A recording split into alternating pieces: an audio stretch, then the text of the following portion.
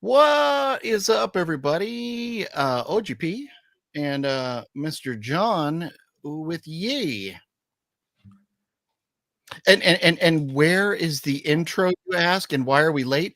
I was having some technical difficulties. I apologize. It's 7:04. I think we technically made it in at 7:03. No, it was definitely 7:04.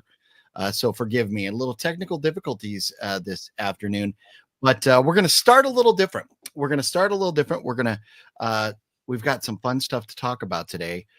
John and I have been watching a ton of great movies. There's fun stuff coming out this week, like The Accountant 2, Until Dawn. But John and I have watched some religious movies, as we just had Easter and a bunch of different things. So does that sound exciting to you, Mr. John? It does. I'm over on my channel trying to see if I don't see how people can see this. Looks like I'm a little off from what you're saying, but I just got a big white rectangle here. Okay. Well, I am showing you see me, right? On StreamYard and everything? Yes, I see you on your channel, and I see you on mine. It looks like we're off by, I don't know, 10 seconds or something. Oh, it's that good. Don't try and sync your streams or listen to your streams. You just got to do everything through StreamYard here. You'll drive yourself bonkers. But you are live. I can see that now that you are connected and live.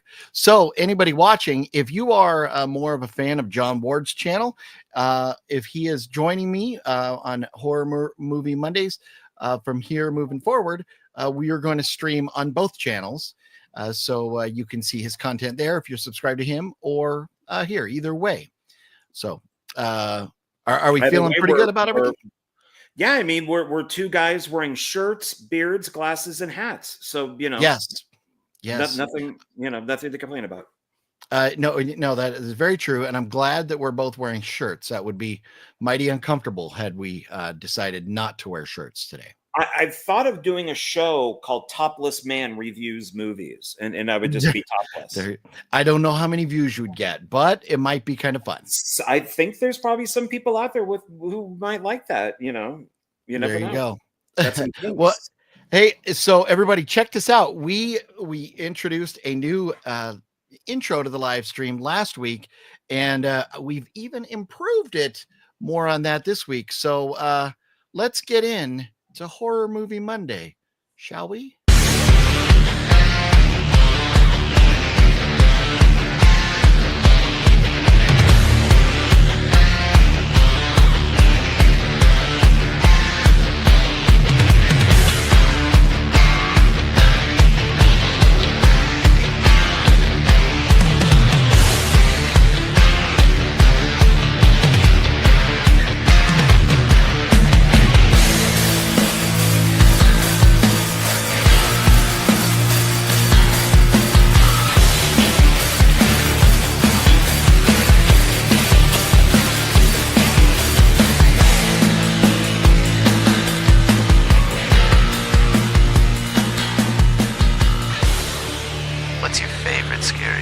I don't know. Most of all, fuck you.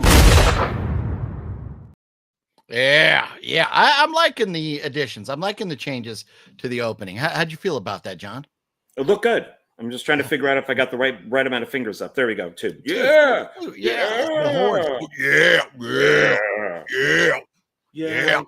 Party, dude. Party on. Yeah. So, man, we have some fun stuff to talk about today. And the big one of the week I want to talk about first, and then maybe we'll say hello to everybody. And that is The Accountant 2 comes out this week. Ben Affleck, John Bernthal. I have been waiting for this for a long time. I loved the first one. What say you, Mr. Ward? I've never seen the first one. I honestly did not know it was an action movie. I thought it was, I don't know, a comedy or a drama. I didn't know it was an action film until I saw the trailer for part 2. So okay, well, I highly recommend you track down the first one and watch it. I tried finding it for yesterday, and it was going to cost money. So no, I have not seen it. Okay. The Accountant is one of my favorite all-time action movies. It's absolutely phenomenal. So I cannot wait for this one. Ben Affleck's great. Bernthal's great. Action movies are great. It's like you look at Bernthal and he kind of looks like he has the same haircut as he does in The Punisher. And man, I'm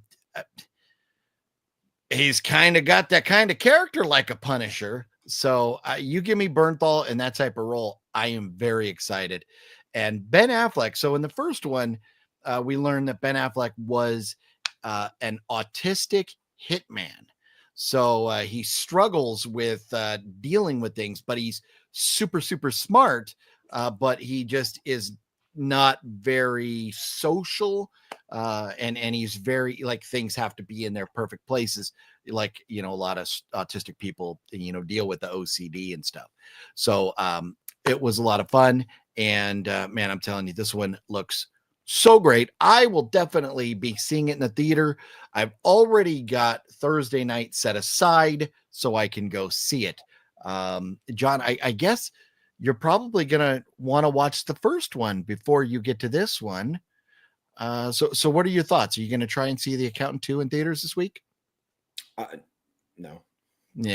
Yeah, man. This is one of my most excited. I'm one of the movies I'm most excited about for the year right here. This. I mean, I should see you got that pass, and I should get that pass too because I really should be seeing more movies in theaters because I want to destroy movies like Snow White and build up these types of movies so we get more of them. You know, I know that you didn't like, you know, A Working Man, but hey, I like it or not, it's making money. It's making more money than Snow White.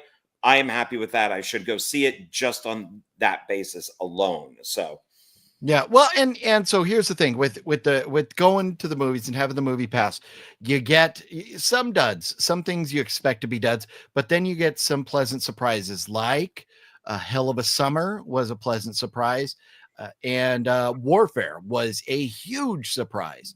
So there's been a lot of pluses to it. So, anyways, I recommend it. Anybody who lives close to a theater, AMC or Regal, I would do it. I highly recommend it.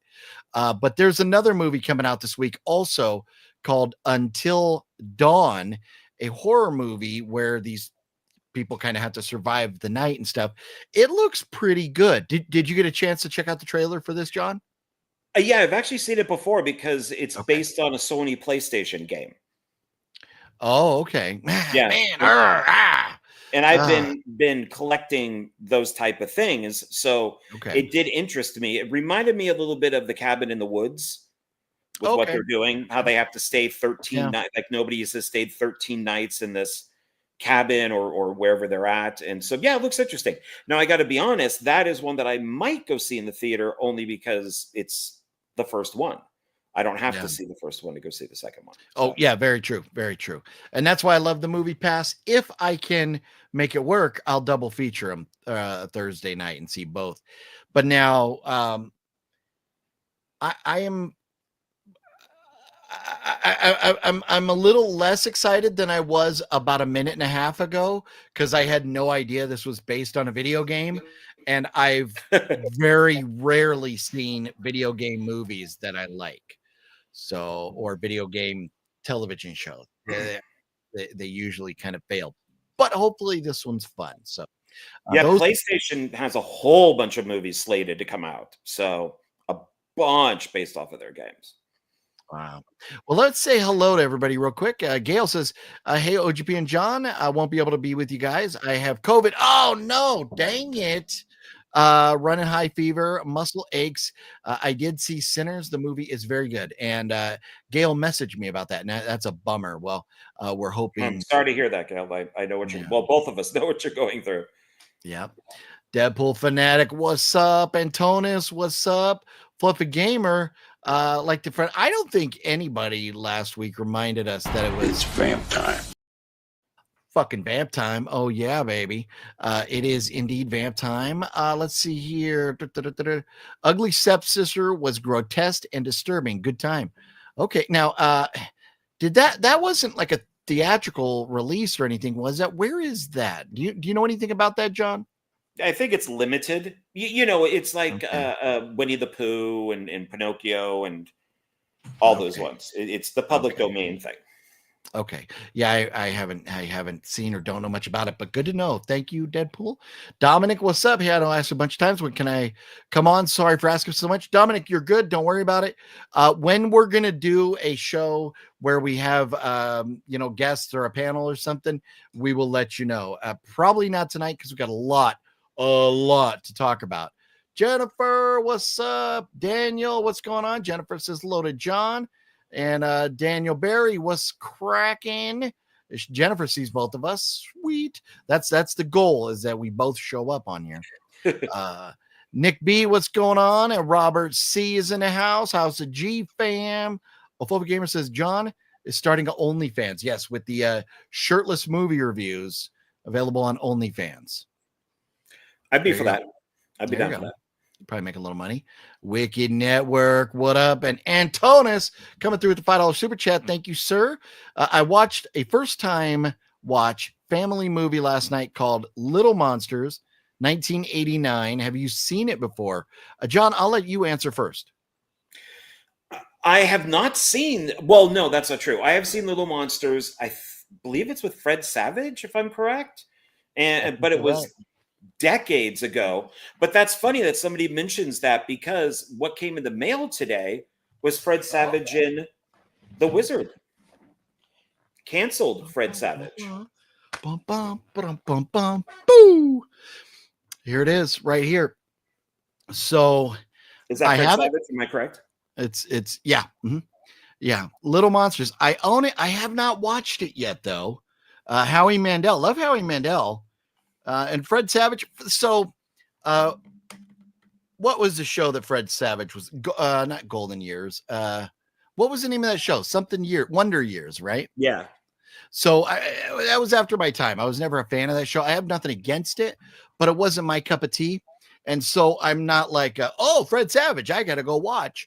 But I think somebody recommended this to me. And so that's why I picked it up. I just haven't gotten around to it yet.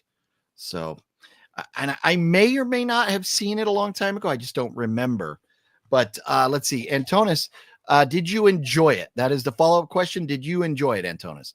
Christian's in the house. What up, Christian? And Wicked Network saying what's up to everybody. Have y'all seen Sinners?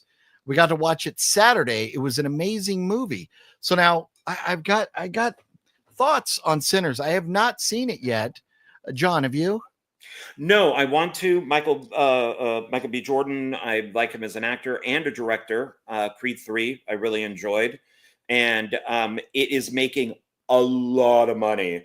Yeah. And which is awesome, because it then wiped out, I believe it took first place. So it wiped out Minecraft. So, Okay. no, I want to see it's vampires. It's I'll definitely check it out. So I have heard from a few people that yes, there's vampires. Yes, there's singing. Yes, there's other things going on. But this is well over a 2-hour long movie. It's beyond 2 hours. And apparently, like, the first and second act don't really involve vampires. That kind of, I guess the action and stuff doesn't pop up till the end. And I'm just a little worried personally, because I was watching the trailer and I was like, oh, this looks good. And then I think it's Michael B. Jordan, who there's a guy singing, and Michael B. Jordan's like, ooh, sing it, or whatever he says. And I'm like, done. I'm out. I don't do this. Woo, woo, yay, sing it, yay. I tapped out at that point, but I've been told I still need to watch. I told, don't worry about that. Well, I mean, if the vampire stuff is there at the end, then it would sound a little more like From Dusk Till Dawn. Yeah, I don't know. All I know is what I've seen in the trailer. And I've heard be ready for like a slower burn at the beginning. So we'll see. I think I'm going to wait, even though I could have went and saw it with my pass and not had to pay anything for it. I still passed. Wicked Network found Accountant Blu-ray at Big Lots for $1.25. Wow. Okay. That's so the Big Lots closest to you has closed down, but I know there's still at least a couple open in Vegas. So maybe one of these days when you're out and about, try and find your nearest, current nearest Big Lots and look at their movie selection. I've found great stuff at Big Lots over the years. Okay, I'll go check it out on my day off. So okay, thank you, Wicked Network. Fluffy says apparently Sinners is a must see in theaters, especially IMAX. We'll see. We shall see. Let's see here. So Daniel, what's going on? Until Dawn movie is nothing like the game. Okay. And I don't know anything about the game. I may own the game if it was on PlayStation 2, but I don't know when it came out or anything, and I can't remember. I have a bazillion video games, so I don't know, but I've definitely never played it. That's for sure. And have you ever played that game, John? Until Dawn? I don't play video games at all. I know not. I only, if I get into something like Resident Evil, I'll learn about the games, but I don't play them. Okay. Collectify, what up? Says, what up, OGP and John? Hey. Loved Accountant 1. Collectify coming at us from New Zealand. Decent. Man, my daughter's down there kind of by New Zealand in her big Navy ship somewhere. They were just in, I can't say where they are now, but they were recently in Saipan. So that is that part of the world. But so that's very cool. I'm one of these days I would love to go to New Zealand. I would like to go to New Zealand to visit Middle Earth. Aren't there dinosaurs down there too? There are. That's the last place that they have been seen. Yes. Okay. Jeff Keaton, what's up? Okay, Hey. and I'm just gonna say what's up to a couple more people, and then we're gonna get to the news. Musashi, what's up? Sinners is great. Okay, very nice. Okay. There you go. And Antona says, "Yep, Fred Savage. I think I first saw Fred Savage in Austin Powers 3. Mole. Okay. Mole. I've seen the first Austin Powers. I've never seen any of the sequels. Oh my God, the second one is amazing. It is so okay. good. And then is that the Spy Who Shagged Me? Yeah. Okay. They're all good. Yeah. Fred Savage is in part 3. He's Dr. Evil, like one of Dr. Evil's like assistants or something. He has a giant mole with like a hair sticking out of it. And Dr. Evil can't stop staring at it. And Tom Cruise is at the very beginning of it. So oh, well, that explains why John likes it. Little Monsters and the Wizard, Childhood Memories. Yes, there you go. Antonis did like it and thought it was a good movie with some scary images for little kids. Larry, the Batman fan, is here. What's up, Larry? How you doing? Larry coming through with that $5 super chat. Larry, sir, you rock. Always supporting the channel. Thank you very much. Larry says, how's everyone doing tonight? Anyone watch my Super Nintendo collection video yet? Larry, I have not. I have Wet Movie 1 sending me videos to watch. John Ward makes videos. Fluffy makes videos. I don't be offended. I have not watched anybody's YouTube videos in a long time. When I was out there in Vegas, John force-fed YouTube videos on me. So we watched some YouTube together, but other than that, I just don't have time. Sorry. I wish I did, but hopefully some other folks have been checking it out. I could make a video called OGP is the greatest guy in the world, and he still wouldn't watch it. I wouldn't know. I wouldn't see it. Yeah. Major Reeves, what's up? And Jammin' Music Man, AOGP. Hope you had a good Easter, buddy. Well, thank you very much. And that, sir, brings us to something. Well, John, I have a question for you before we start talking, because we are going to talk about some of the movies that John and I have watched over the last few days, including some Easter/religious movies in the spirit of the holiday there. Do you have any other news or anything that you want to mention before we dive into that stuff, John? No, I mean, except that I have a new video up for Michael Bay number 6. Ah, yes, you did say that you made your Michael Bay video. So I finally got it up there. It's an hour and 36 minutes. It's a lot longer than I thought it was. I was so exhausted after making it that I just vegged out on YouTube for a couple Man, hours. hour and 36 minutes, man. That's nothing for me. Call me when you hit 9 hours. So in other news, Ready or Not sequel, Ready or Not Here I Come, which we know is going to have Samara Weaving. We love Samara. But it just added Sarah Michelle Gellar, Elijah Wood, and David Cronenberg to the cast. So sweet. Ready or Not 2 is going to be epic. Now, John, have you seen Ready or Not? Yes. Okay. Thoughts on it? I liked it. Okay. I think I need to see it again, but I liked it. Yeah. Okay. I love the first one, and I will watch the first one again right before the new one comes out. I mean, it's the Scream people, so it's that company. Yeah. Did you know there's going to be a Maximum Overdrive 2?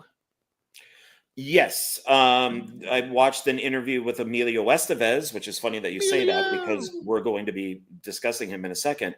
Because I do have some pickups. But yeah, he wrote the script and he actually gave it to Stephen King. Okay. Who apologized to him for the first film.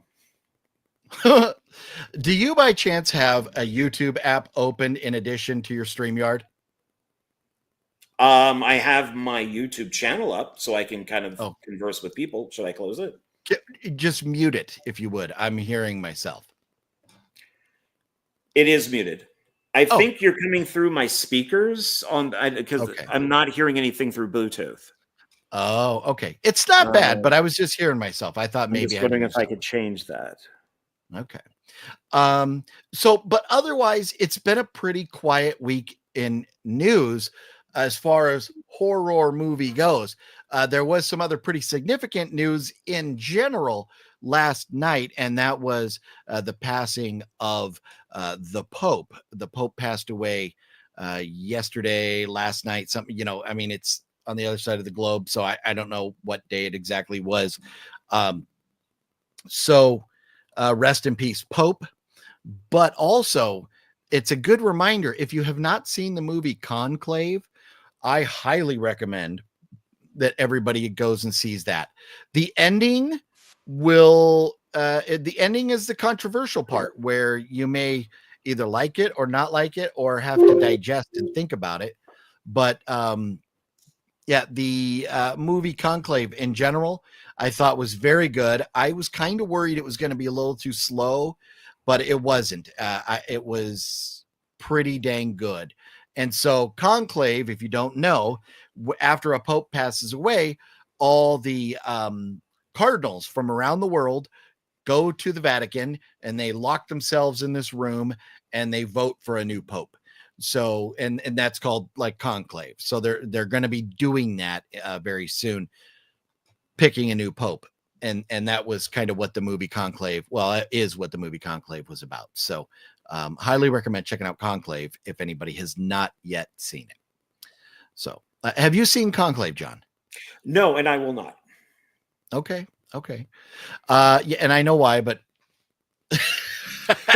we'll talk about that a little bit later if you want. But so otherwise, that's basically about it in the world of news. Now, we mentioned Accountant 2 is coming out this week, and we did, and we mentioned Until Dawn is coming out this week. So John and I, John always likes to watch movies on holidays, right? Related to the holiday. So what would you tell everybody about, like, what was your decision or your thought process with the movies you chose for Easter this year? Well, normally on Easter, I watch horror movies. And so I'll watch Easter-related horror films or Easter sci-fi stuff like Critters 2, or it could be Easter Bunny Bloodbath, which, by the way, I'm in part 2. And then I could watch, I did Zombies one year. So it was Easter Zombie Easter Zombie Resurrection Marathon, I think is what I called it. And it ended up being unintentionally Uwe Boll movies or Uwe Boll films that he produced. And so that was fun. And then this time around, since you were part of it, I thought, no, horror movies are boring. I've done them so many times. Why not watch religious films? And so I looked up, what are good religious movies to watch on Easter? And it happened to pick 4 that I own. They weren't what I expected. I expected more kind of like pure flicks type of stuff, or, but of course it was a huge list. So, the 10 Commandments was in there, the Bible was in there, a whole bunch of stuff. But 4 of them I did have, and I have them right here. So Okay. that's what I watched. So yeah, and so the interesting thing was, because John had mentioned that one of the movies he was going to see was The Passion of the Christ, and I had just watched that like the night before we talked about this, so I was already kind of 1 for 1 with John there. So I was like, well, yeah, let me know what else you're going to be watching, and I will check them out. Now, one of the other movies that you watched was Exodus, Gods and Kings, and I watched that. So both of us saw Passion and Exodus, and we'll give our thoughts on those. But what were the other 2 that you watched? I also watched, well, I didn't get to the 4th one because I watched 3, did the Michael Bay video. That took a while to set up and get organized and do, because I had to stop it and then go back and redo it. So I missed one of them, which I'll watch eventually. But I also watched Noah. So with Russell Crowe. And then the one that I didn't get to, which kind of bums me out, is the remake of Ben-Hur. And now Noah, I understand that's going to be about Noah and his ark. And I'm going to maybe seem a little ignorant or naive here, but I've never seen even the original Ben-Hur or the remake.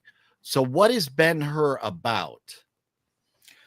Ben-Hur is about fate and adventure collide in this epic, all awe-inspiring story of Judith Ben-Hur, a prince who is enslaved by the Romans after being betrayed by his adopted brother, Messiah, separated from his family and the woman he loves. Ben-Hur is rescued. Is anybody actually named Ben-Hur? Well, did you say, was Ben-Hur his last name? This sounds a lot like Exodus. Yeah, and see, Ben-Hur is rescued from near death by the mysterious, I don't know how to pronounce that. Oh, Academy Award winner Morgan Freeman. He returns to his homeland, seeking revenge against his brother and an empire, but might instead find a chance for redemption. This powerful, action-packed film is an exhilarating must-see. Now, so Ben-Hur, with what happens with the like vindictive or the battle between the 2 adopted brothers, or the one adopted brother, very much like Moses, the going back to get revenge, very much like Moses, a lot of the things you described there, very much like what happened to Moses, in the movie Exodus, and I mean in Moses in the Bible and everything. But that's interesting. Now, Ben-Hur, is that based off of any supposed true story, or it's just fiction? Do you know? I think it's just fiction. Okay. I think it is. So it's because it seems like somebody took a lot of Moses's story and made Ben-Hur about it.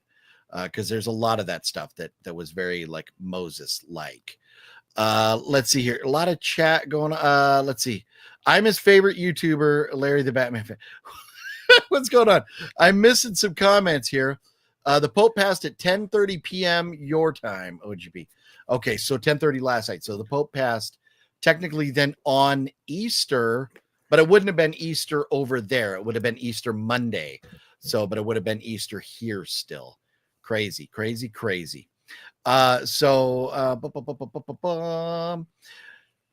We sorry, a lot of chat between themselves in the chat room there. But so the Passion of the Christ, that one is out of these movies. So Noah took place before Jesus Christ was born, and Exodus with the story of Moses took place well before Jesus Christ was born. And so they're not directly Easter related as much as they're just religious movies. Is that correct? Or John, is that what you would say? Yeah. Okay. So, but very good. I will tell you, I was The Passion. I'd been meaning to watch it forever and ever and ever. And I had just never gotten around to it. And I said, you know what? This year I'm going to watch The Passion of the Christ. And I was worried because I'd always thought it was like 3 hours long, but it's not. It's like 2. And I was worried it was going to be very slow and everything. This movie's pretty intense. And if you are very religious, it could piss you off. So go ahead, John. Well, no, continue. And then, yeah, if you want, go ahead. So I was just going to say, I thought the movie was great. I didn't know. I am not well versed in the Bible and religious stuff. So there was elements to the movie I did not know. But I'll tell you, I think they did a great job with it. It was very bloody, very gory, and not knowing how accurate this is to the Bible. And the accuracy of the Bible is something we could question, but that's for another video. Not worrying about accuracy, I thought the film was phenomenal. And my first reaction was, how? And I understand the whole Jesus Christ thing is forgive these people, forgive them. I wouldn't be able to. I would not be able to. And so that's very, very interesting. I am definitely one that if like I would be holding that grudge for a couple thousand years, no problem. So that's where I am. But if you have not seen The Passion of the Christ, don't worry. You don't have to be a Bible thumper. You don't even have to be Christian. It is a very well put together story. And I just recommend everybody checks it out if you haven't yet. So John, your thoughts on The Passion? Well, this is the version that I watched, which is the theatrical run on it. Okay. It does not have any special features. I recommend if people are going to buy this one, which is the iconic special edition. It's 2 DVDs, and it has audio commentaries and documentaries, and comes even with like this little postcard here. And this is the one to get. I thought this was the re-release where the movie was cut down with violence, because it really is 2 hours of a guy being whipped. But it's spoiler alert. Yeah. and so, but I do own both because I am a Mel Gibson fan. And I will let people know that, for the ones who don't know, I am not a believer. I watch these films as movies, even though I do look at to see if things are correct. And it's like I do own Pure Flix movies because I think that how they treat atheists and non-believers is hysterical. So for me, these are movies, but I do like to check, are these things correct? The thing with Passion is a lot of it. So they did their research while writing it. Mel Gibson was one of the writers. And a lot of this is accurate to what is written. Except Mel Gibson does not like Jews and Mel Gibson does not like gays. So they have said the whole Jewish trope in Passion and in general is wrong. It was the Romans. And from what I've also read, that it was a business deal, because it is brought up in the film that it's business, that Christ be crucified. And there's all these theories and conspiracies and stuff around it. My biggest problem is how he's crucified. And people were not crucified with their palms. They were crucified in their wrist because of the two bones, and the nail would go through, and that's what would hold them up. If you put them with their palms, which is why I think stigmata is wrong, they would rip right through, and that would for basically anybody who was being crucified. But as a film goes, I enjoyed it. I thought it was well made. I think Mel Gibson is a good director. I think he's a good producer. I thought the performances were good. It is subtitled. Some of it's not subtitled. So I think he just did because he wanted to not subtitle the movie. And it would be kind of like, if you got it, you got it. If you didn't, you didn't. But the studio insisted on subtitling it. So he subtitled the important parts of the film. But there is a lot of dialogue that isn't subtitled. And I think you have to hit English subtitles to get the subtitles. Otherwise, the film is just in its own language. But I did enjoy it.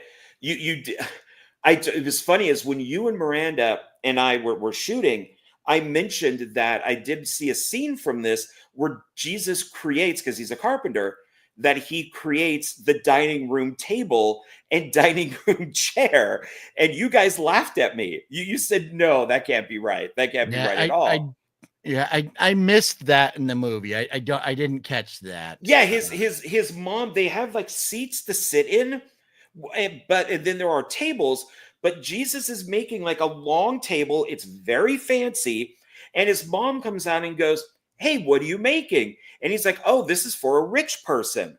And she goes, well, what are they supposed to do at it? And he goes, sit at it. And she goes, what?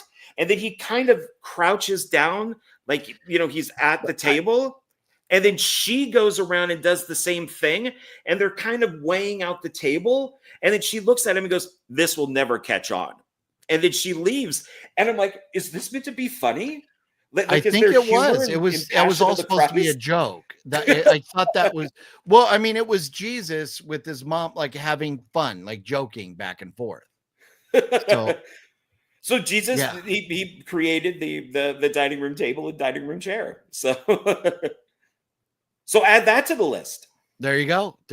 Yeah. Well, let's get to a couple of these questions, comments, and stuff over here. Let's see. So Christian says, you guys should watch Jesus Christ Zombie Hunter. A filmmaker made it all on silent 16 millimeter and matched up the sound. It's a musical zombie film. I've never seen this. Have you seen it, John? No, I know of it. I know of it, but I've never seen it. Yeah. Okay. Yeah, okay. Maybe we'll add that to the list there. Jeff says original Ben-Hur is a classic, a must watch. And I know, and I think I even own it, but I just never. It's supposed to be a great film. I have not seen it either, but it is like 3 hours.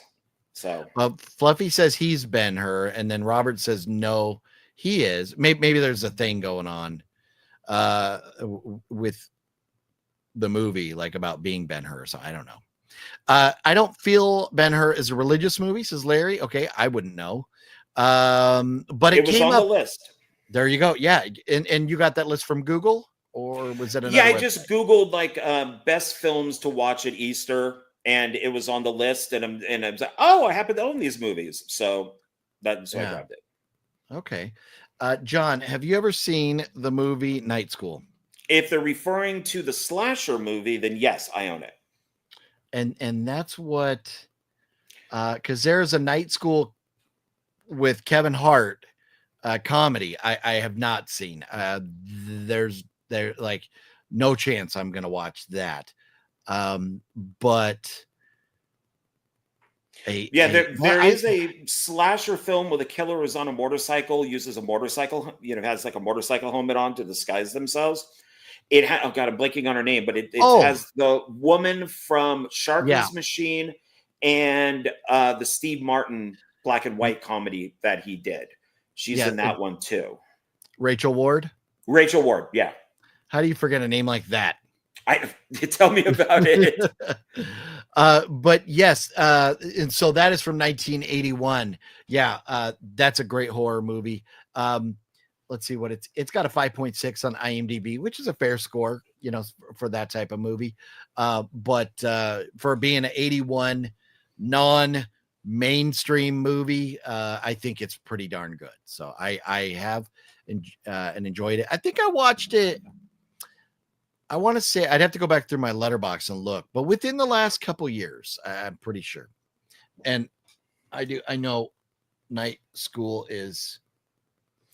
It's one of those like sub slasher movies. Like, you got the Friday the 13th and the Halloweens, and then you kind of got the sub ones. Yeah, that's it. Yeah. I have it on VHS, but I think that's still Warner Archive. And so it falls into more of the like curtains,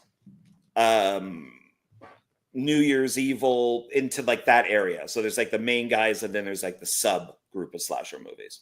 That's what I feel like. Yeah. Larry says, what are your favorite, and this is something we got to talk about, Easter candy. What are your favorite fruit candies to eat while watching a movie?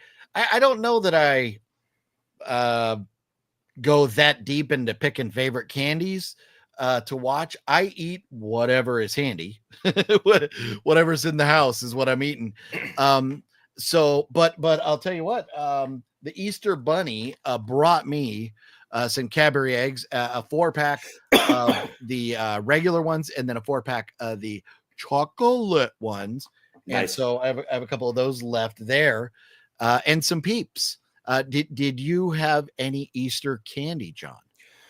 I did have a Charleston Chew. Okay. I did have some Twizzlers. Okay. Did have a couple cookies. But if I went out to purposely buy candy for Easter to watch a movie with, I'd probably grab some Peeps, jelly beans. I would get some of the like the slices, like the orange slices. I love orange slices. Yeah, just kind of put them all into one big, like a glass type of jar or something like that, and just eat out of that. Yeah, there you go. I love Easter candy. Easter is probably my favorite. The candy from Easter is probably my favorite holiday. I love Halloween, and I love getting the candy at Halloween, but the candy specifically for Easter, with like the big Reese's chocolate eggs, or the Cadbury eggs, jelly beans, like stuff like that. The Peeps. Oh man, the little marshmallows with the sugar on it. Forget about it. Love that. Forget about it. So Sean says, is Critters 2 an Easter movie? Now this may be blasphemy. I'm not a big monster movie fan. I have never seen Critters. I have never seen Critters 2. And I may or may not own them. I don't remember, but I just don't give a shit to watch them. But now don't tell Tom Devlin that, because I think Tom Devlin said Critters 2 is greatest horror movie of all time. I wouldn't go that far, but it is really good. I mean, it's got an awesome director on it, and it takes place, because the critters kill a guy in a Easter, the Easter bunny costume, and the critters' eggs are like Easter eggs. Okay. So it's very much. I would say the first two are definitely worth watching, and you can kind of push everything else aside. There you go. I saw The Passion at theaters at the time you heard people crying. I believe it. I've heard that.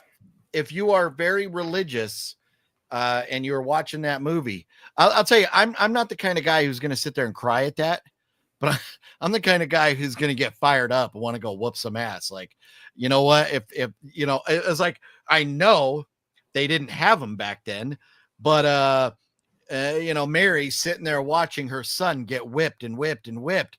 Man, if she could time travel, she could go to the year 2025, down to her local Marine base and pick up an M249 saw and go down there and just level that entire Roman army there. Just fully automatic weapon, fires over 1,000 rounds. Oh yeah, have her come out of nowhere in like a chopper.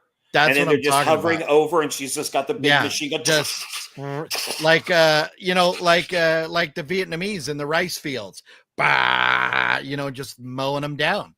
That's what I wanted to see. It didn't happen, but hey, speaking of The Passion, and speaking of what should have happened and what didn't happen, apparently we're getting a sequel to that. What do you know about that? Because I don't know much aside from the fact it's happening.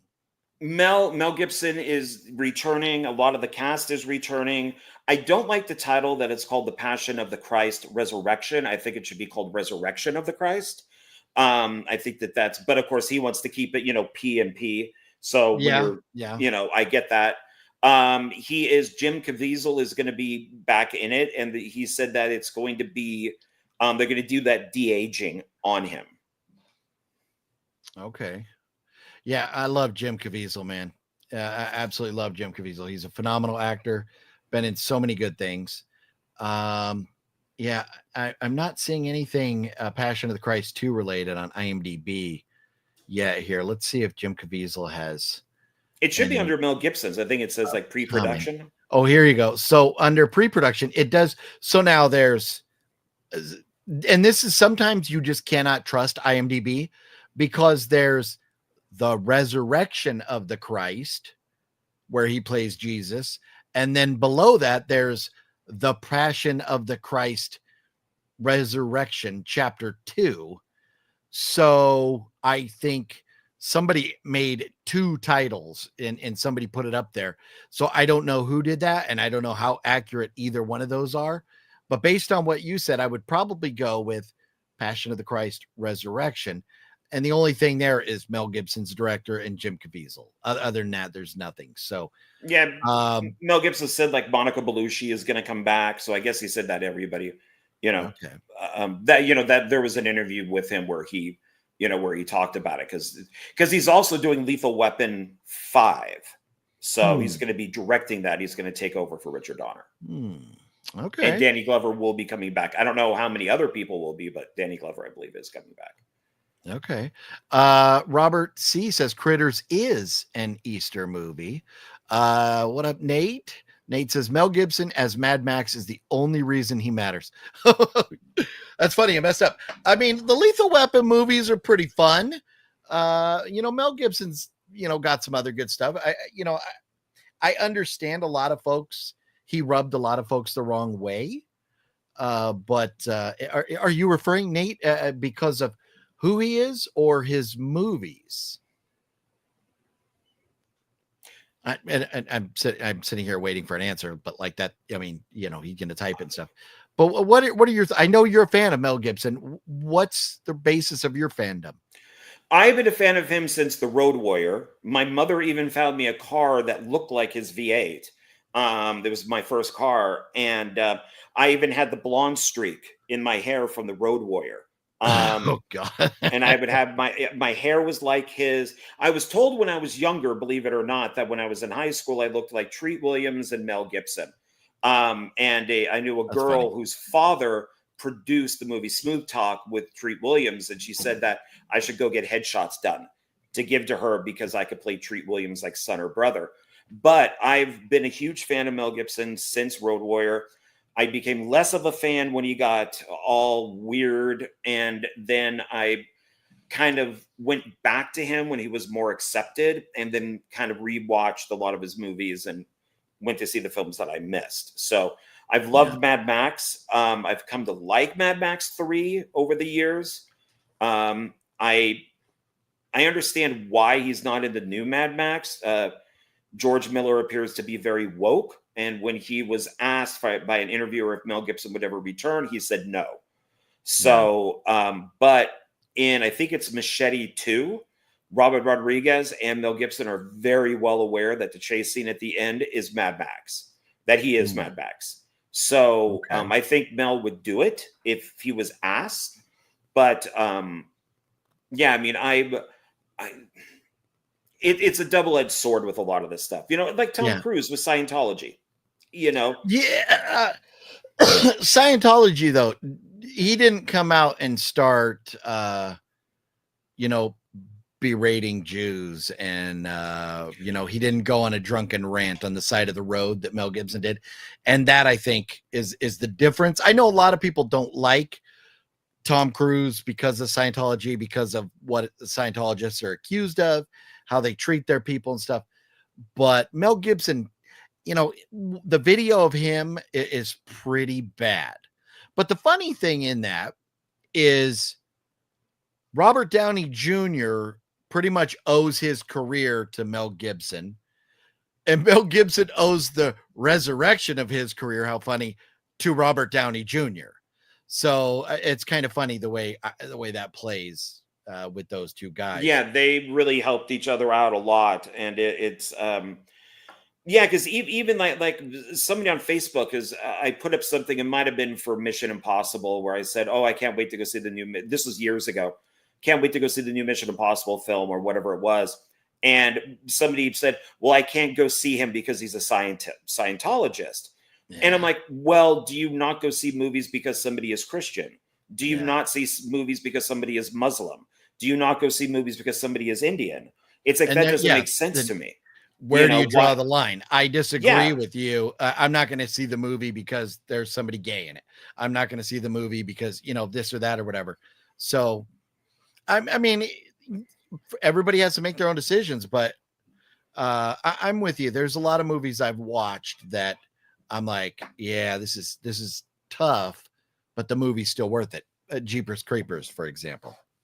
Yeah, that's a tough one that, when I interviewed the writer for the fourth one, there was criticism. So one, just saying it was a bad movie, but also like, how can you interview this person, or how can, the writer be part of that franchise? And so you just really have to separate yourself from it. Yeah. Yeah. But so anyways, I will disagree with Mel Gibson basically being only, that we only care about him because of Mad Max, because I'll tell you, and I love the movie. I remember as a kid reading the book and knowing a lot about Captain William Bligh, and that is the movie The Bounty with Mel Gibson and Anthony Hopkins. Phenomenal. Then you have obviously the whole Mad Max franchise, the Lethal Weapon franchise. Maybe it was cheesy, but Air America was still kind of fun. With Robert Downey Jr. Oh, there you go. I completely forgot about that. But Maverick was great. And I mean, Braveheart, I have never seen Braveheart because I can't, the whole fake accent thing, which is funny because of him kind of, being Australian in the first place or whatever. But that accent, maybe someday I'll watch Braveheart. But which is funny is he's not Australian. He's from New York. Yeah. His parents, so he was born in New York, and his dad transferred to work in Australia because he worked for like the train company. And so Mel Gibson was always looked at as a Yank. He's talked about how he was bullied, but he adopted the accent, and I guess the accent never went away. So, I mean, you could say, yeah, he is Australian because he lived there, when he was a little kid, like a little kid, but he wasn't born there. He's, he might have citizenship now, but it's just New York. It's just like, sorry, I didn't mean to step on your toes. No. It's just like these probably 20 million liberals that all were felt like outcasts in their home state, and they all moved to California, and they all call themselves Californians now. But a true Californian is a Reagan Californian, somebody who's been around for a long time and voted red. All the people that came to California and dyed their hair blue and voted blue, they're not, I mean, they live here now, but are they really Californians? You can question that, just like, is Mel Gibson Australian or not? But with California, I would say, somebody's from California when they say California or San Francisco. If they say I'm going to Cali, which I frigging hate, I'm going to Frisco, then they don't live in California, or if they do, they're not from California. So I've lived except for Vegas, I've lived in California my entire life. So nobody says Cali. The going back to Cali song was because it worked, and they were New Yorkers. Nobody calls it Cali. Yeah, and real Californians don't wear the fucking California hat with the bear. They don't. So, but anyways, so more about Mel Gibson. Payback, I thought was good. The Patriot was good. We Were Soldiers, amazing. Signs, I thought was pretty good. Edge of Darkness was pretty good. Get the Gringo, Machete Kills, the Expendables 3, and more recently, Phat Man. I still haven't seen Phat Man, but I've heard good things about it. I love when you take somebody who everybody thinks is a villain, like in real life, like Mel Gibson, and you make him Santa Claus. I mean, to me, that is awesome. That is great. Yeah, I gotta watch it. I've been looking to buy that. I just haven't found it at the store at all anywhere, and I haven't bothered searching over here. I will wait till Christmas to find that if I don't find it in Zia before then. He did make a God, this guy's movies are so good because he also did Bone Tomahawk. He did Dragged Across Concrete. Mel Gibson is in that. My God, what a great movie. That is such an amazing film. Yeah. I don't think I've seen it. It is so violent. God, is it violent. Nice. Kill a Care Bear, what's up? The Robe is a good religious movie. Oh, I haven't heard of or seen The Robe. Are you familiar with that, John? It's old school. Yeah. Okay. I saw Night School in theaters on $1 Tuesday back in the day. Nice. Love the old school movies where you can go see movies for like $1, even if it's like one day a week, or the cheap theaters and stuff. That stuff's awesome. Dude, Critters 2 is the perfect Easter movie. Okay, nice. I know I gotta watch it. Definitely top 5. Yeah, but it is pretty perfect as far as like a sci-fi horror Easter movie goes. Yeah, dude. Nick, good call here. I like Jim Caviezel and the Count of Monte Cristo. I love the Count of Monte Cristo and Jim Caviezel. I love how you have Jesus Christ and Captain America in the same movie. I think that's phenomenal. So love that. Have you watched Count of Monte Cristo yet, John? You bought it, right? I bought it because of you, and no, I haven't watched it yet. But when you give your 2 actors, I've brought this up before. I think it's great in Escape Plan, the Stallone movie, where Jim Caviezel is the son of God, and then you have also how am I blanking on his name? What's his face, who played Damien in Omen 3, the son of the devil, in the same movie. So you got son of God, son of the devil in the same film, but Jim Caviezel's character, the warden, is the evil one, and then the son, what's his face, who plays what is his name? So it's like role reversal. Stuff. Yeah, then he plays the good guy in it. So okay. Yeah, I mean, those movies, man. Maybe one day I'll get to those. The first one is worth it. Okay. The Patriot is a good one too. Yes, Nick, we agree on that. Sean says Holidays 2016. I really like Holidays, and I know, Kevin Smith's bit is not the best of it, but I think the rest of it, or even, I thought it was all pretty good. You're shaking your head adamantly no. I didn't like it. Kevin Smith's short killed it for me. Absolutely killed it. I think I turned it off after that. Wow. I said, I'm done. I'm just absolutely done. I'm not a Kevin Smith fan really to begin with. So wow. Tusk? You like Tusk? I've seen it twice. I thought it was great. It was okay. I like his early stuff. I like Mallrats and Clerks, and I guess Chasing Amy. And I mean, I think he should have ended with Clerks 2. Start with Clerks, end with Clerks 2. And I think he would have had a great run. And instead he just went on. Yeah. Money talks. I can see liking someone's work, but not like them as a person. Agreed, Jennifer. And that is, so, I mean, if we look at like art throughout history, I mean, there's paintings, there's different things, there's books, all kinds of stuff written or done or created by people that we might go like, like, I don't know about that person. So I think, it's tough, but sometimes, especially in a movie where you might have 150 people involved, to shun that movie because one person was, and I mean, I know when it's the director, that's pretty hard, but it's tough. Oh, you know what? And I didn't even, mention that Apocalypto. So, because I was just going for the stuff he acted in. But Mel Gibson, man, Apocalypto. And now your thoughts on Apocalypto, John? I'm guessing I know how you feel about this, but what are your thoughts on Apocalypto? I own it. I own everything that he's directed. It's pretty violent. I enjoyed it. I liked it. I never Okay. thought of a part two, but that would be interesting. Sure.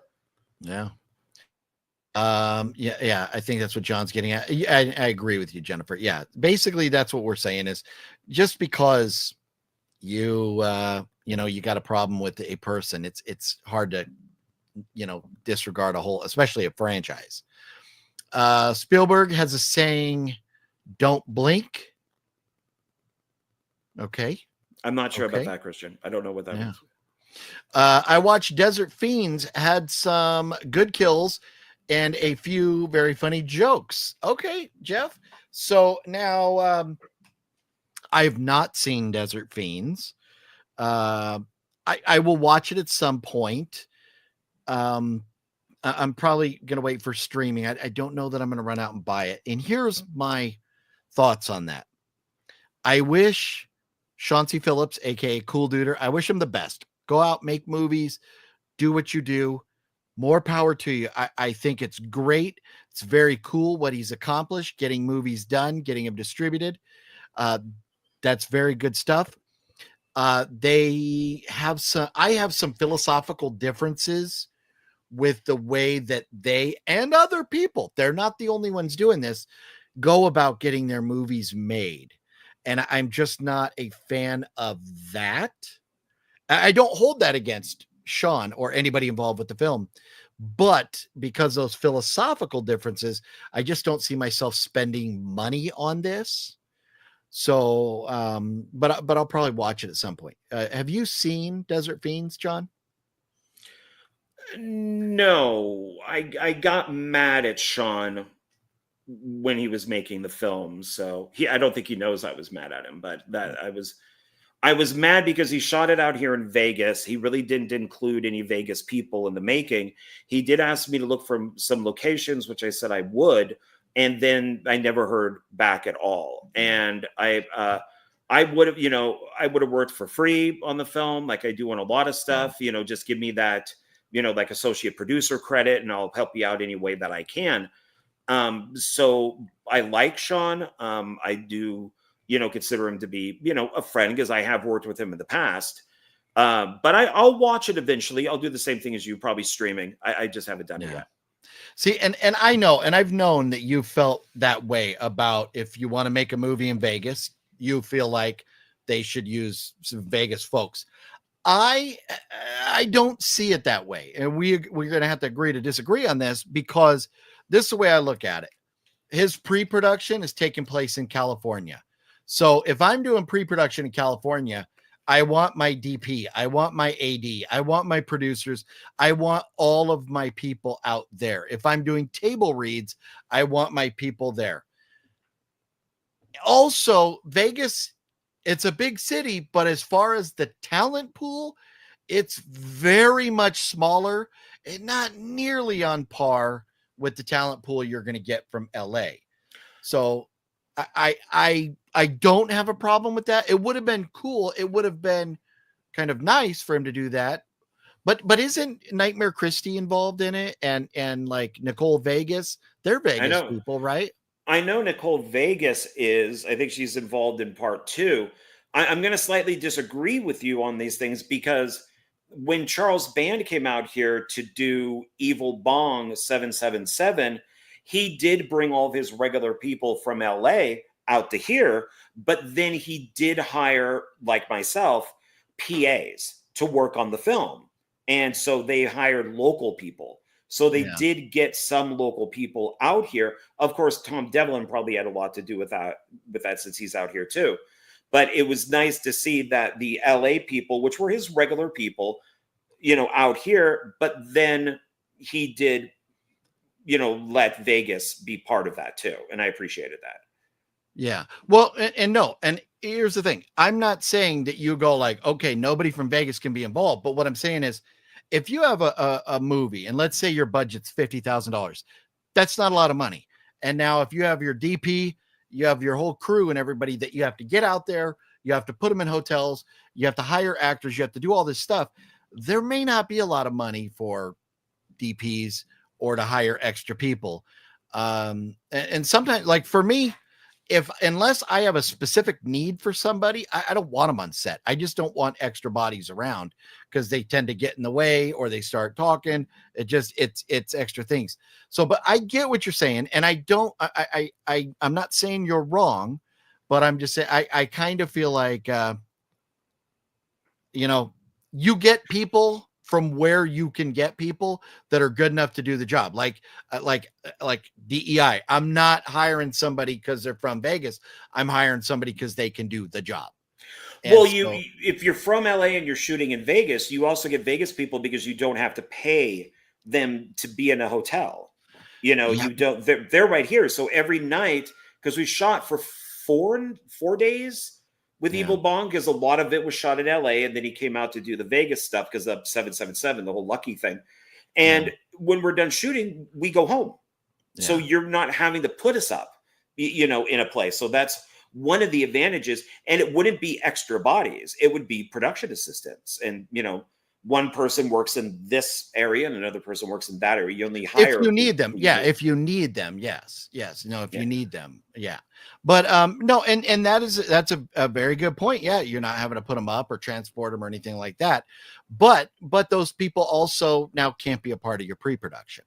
So, and I don't want anybody personally, I don't want anybody on my set who's not involved, in pre-production meetings in some way, shape or form. So, but I mean, hey, everybody's different with the way they do movies. And I understand, especially if he was going to reach out to you and go like, hey, can you help me out with locations or something like that? Then, maybe he could have, thrown a few bones out to folks in Vegas. But it's a lot, especially putting together a cast. It's a lot easier to do it in Vegas or in LA than Vegas. Because I think too, a lot of like when I tried to cast in Vegas, like for Wild Game, so many people went, how much I'm getting paid? Like, okay, well, show me your resume. Oh, what have you done? Were you in Mission Impossible? Were you in this or that? Like, why do you deserve to get paid? When I have hundreds of thousands of people from LA that will work for free because they understand they want to build their resume. Well, you should give me at least $50 a day. If the movie is that small of a budget where I'm going to pay somebody $50 a day, wouldn't it be better to put that money toward craft services or effects or something to make the film a little bit better? And that's where I think a lot of folks that I've encountered out there have a skewed perspective. I'm not saying everybody, there's a lot of good people out there, but a lot of people have a skewed perspective of what is important in creating art. And that's what you're doing when you're making a movie. You're creating art. And sometimes it's tough when you're that far away. If you're in California, you're based in California, and you get to interact with these people, prior to production, I kind of think it makes it a little easier. And that's my only thing. I'm not saying it's right or wrong. I'm just saying I kind of understand people going to film somewhere and not really incorporating Vegas people or wherever you're filming, So that's that's my thoughts.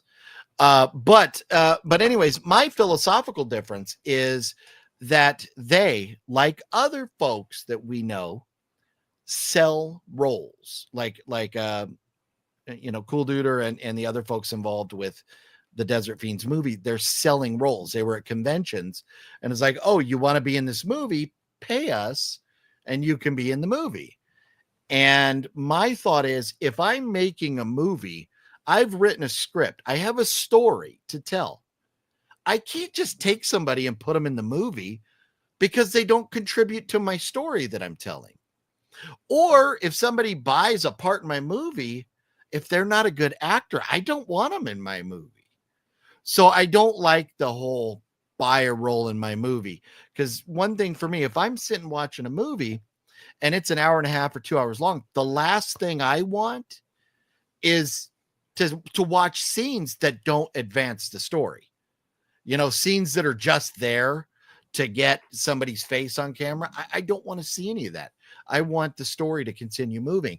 So I don't know. I have a problem with selling roles. It's one thing to crowdfund, but to sell roles, I don't like it. To me, that makes the art kind of shallow and not good. It's doing it rather than doing what you want to do.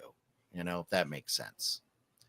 So before we move on, any final thoughts on that stuff, John? I don't mind that because if you already have the script, then you should be able to know where that person is going. I did that for Ghoul and Aximus 3 and 4, but I already knew where those people would go. And it would basically just be killing, just the Santa Claus killer kills a homeless person walking outside. Oh, okay, you paid for a part, you could be that homeless person. It's I would not sell a part to somebody without knowing in the script where they would fit in. But if you're doing these ultra low budget movies that then you're going to probably add, oh, well, 5 people bought scenes. Now I have to add in these 5 scenes that aren't necessary because they did it. So you should only do, if you want to, a couple of them, 2, 3, maybe, with characters that are already in the script. Yeah, well, see, and that's where I think I just, to me, I agree with what you're saying there. If you have, I need just a generic person to get killed. Okay, that's fine. But still, then I don't know. I worry about the quality of actor, the caliber of acting, and what challenges that may present. And not only that, but then you're taking an opportunity away from like a skilled, trained thespian to sell it to somebody who is never, doesn't know anything about movie making or acting or anything. So, I mean, and that's, I get it. When you're making indie films, a lot of times you have to do what you have to do to get the film done. And so we forgive a lot, of those type of things when we watch movies. But I don't know. I just, more power to them. I hope the movie does well, and I hope they make many more. I just personally wouldn't want to be a part of selling roles. Just my philosophy on it. So we did a lot of questions there. Now, the other movie that we both saw was Exodus. And I know I talked about Passion first. So why don't you give us your thoughts on Exodus first, and then I'll say mine. Well, so Exodus and probably Noah have as much historical truth to them as Braveheart. Braveheart is now is the film that I use for historical movies, because only 1% of Braveheart is real. Everything else is fictional. He didn't do Braveheart did not do Wallace did not do the big speech. It was another guy. It's the whole movie's based on a poem, and then it's kind of what they took from other sources. These are the same type of thing, is that it follows Moses. We do get his background. So it's not an origin movie, because they only tell us about him being put into the basket as a kid and, floated down the river, which has a lot of the same history as Hercules does. But it's, what I like about this is that it is an action. It's Ridley Scott, and this is Gladiator. This is very much an action movie with religious or biblical things in it. I mean, this right here is, I guess, is supposed to be the parting of the Red Sea. This is not in the movie. It really isn't. Well, there's Moses is never standing there parting the Red Sea, because he even says it. Yeah. One of the things I love about this is it explains the 10 plagues of Egypt, and how even though they do say like 2 or 3 of them are actually from God, that everything, it has a reason. Why did the rivers run red with blood? Because crocodiles were eating the fishermen, and the blood was running down. But God sent the crocodiles. Remember the little kid, the burning bush? Yeah. Well, he said, watch what happens. And so insinuating that he was sending the crocodiles. Well, that's kind of messed up, isn't it? Oh, no, it's really fucked up. And that's why I commented you kind of going like, man, this little kid God is quite a little son of a gun. Yeah, so, yeah. I mean, I think I phrased it differently, but I'm sorry. Go ahead. No. So it's more of, it says the epic story of Moses, and I was following, I was Googling, like, did this happen? Did this not happen? But I took it all from more of a fictional point of view of Moses, just like Passion. So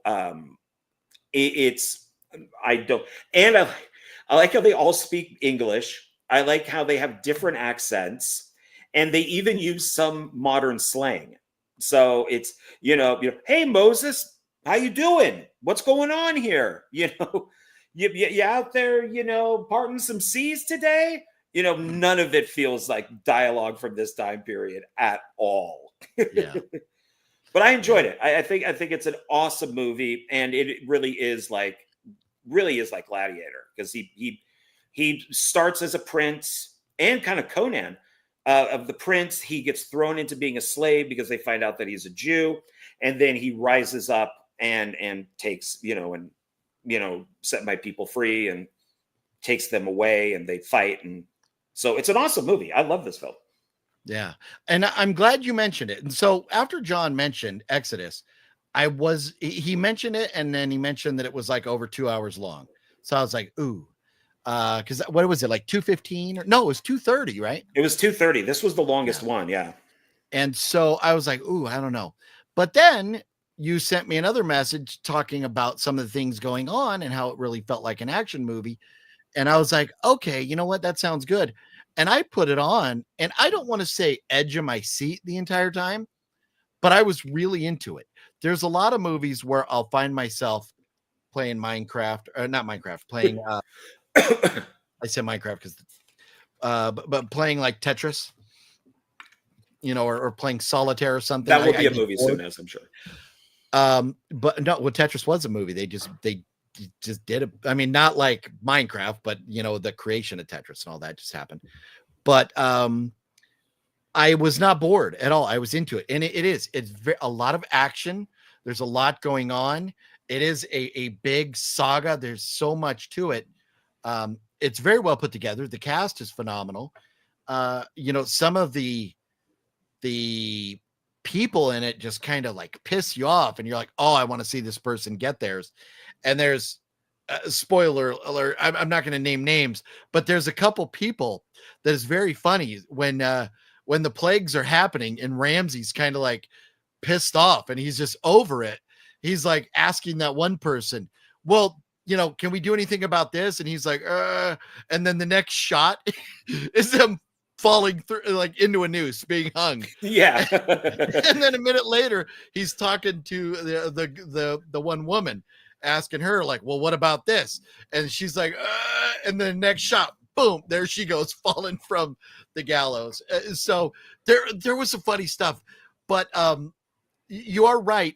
I would have liked if maybe not, they didn't have to all go into accents, but to speak more biblical, or speak more the way they would have at the time, that type of speech. The Passion of the Christ with the speech, maybe I had the words on the whole time, because I was able to read it all. Yeah, my DVD, if you just put it in and you hit play, there's nothing. There's no subtitles. It's just them speaking in a different language. And then I had to go into English subtitles, and it would, like, when all the guards are whipping him, when he's like cuffed or tied to that post, a lot of the dialogue wasn't there unless it like meant something, I guess. So but with Exodus, what's interesting is that Moses was not a warrior. Moses was not a hero. He was a guy. And so showing, Christian Bale as like King Arthur or something, or Conan, never happened. They also don't know how Raimi's died. I know one of the theories is that he drowned. And I was thinking, with the parting of the Red Sea, and then the sea comes back, and he gets kind of engulfed in the water. I'm like, oh, they're doing that theory. Because I read there's like theory 1, theory 2, theory 3. And then we see him up on the beach and he's okay. So that's when I have an issue with a lot of this stuff, is that you would think that there would be, if this was true, that it would have some sort of historical record of what happened. And but I love Exodus. I mean, it's like I said, it's Ridley Scott.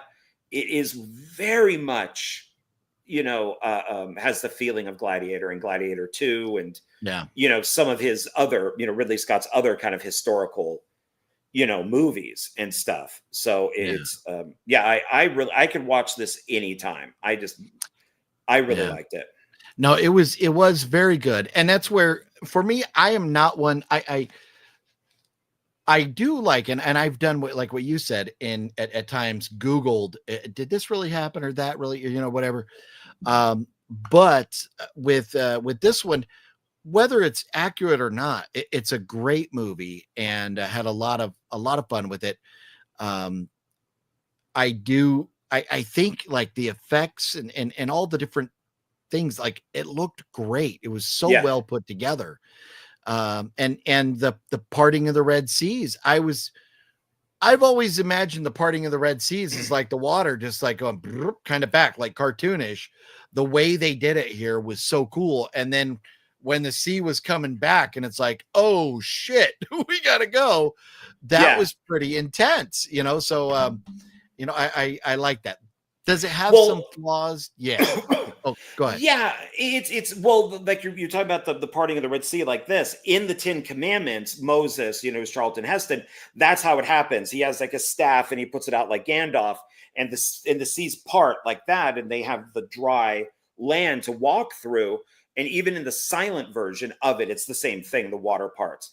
This, Moses says, it's the tides. And he knows the tides, the time of the tides, which is why I like how they kind of debunk a lot of this thing of, that things were sent from God. Well, as the people in Raimi's, castle, or whatever you want to call it, it's the guy explains it. We have the crocodiles that eat the people, that then kill the fish. The fish then go up, they're up above. They get the, they get the maggots and the flies, and that causes the plague. And then we got the frogs, and the frogs can't live in bloody water. So he explains everything in a very logical type of way. And I really like that a lot. Yeah. And I know Christian Bale pissed off a lot of people, because when he was interviewed, he's like, oh yeah, Moses is nuts. He goes, oh yeah, he's a nutty guy. That was my next point with this. It's very interesting, because you can watch this movie and say, God did these things. God sent the crocodiles. God sent the, the locusts and the flies and all this stuff. God sent these storms. But also, you could say, yes, Moses, he got hit in the head with a bunch of falling rocks and stuff. Maybe the kid was never there. Maybe he was batshit crazy and got really lucky and got all those people out of there. Because we do know, after the movie ends, they spend the next 40 years wandering around the desert trying to figure out where they're going. So maybe Moses wasn't so lucky for 40 years after that. So, I mean, you could argue these things happened because of God.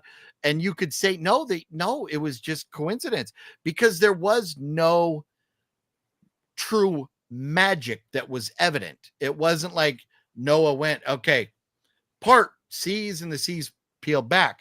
I thought for a second when he threw the sword into the water, I thought, oh, now here comes the sea's going to part. But well, that's Excalibur. That's King Arthur. uh, He pulls the sword out, and okay. and so it's taken from a lot of this stuff. Like nobody really knows if King Arthur existed. Nobody really knows if Robin Hood existed. It's and to me this is the same thing.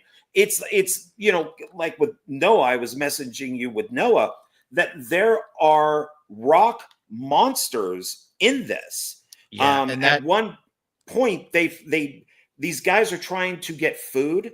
So Noah rescues this weird combination of like a coyote and like an armadillo. Yeah. So there are monsters in this. And the rock creatures help him build the ark. Because once the ark is done, that's when the first drop of water hits. And this felt like, and I messaged you this really felt like Mad Max. Like if Russell Crowe was Mad Max, this really felt like it was a post-apocalyptic film going into, an apocalypse movie once the rain hits.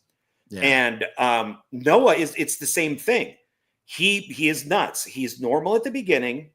He's kind of not a believer.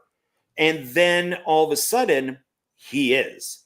And and now he's talking to God, and now God is telling him this, and you got to build this ark, and all of these animals will come, but I believe in the Bible, the rock creatures are mentioned.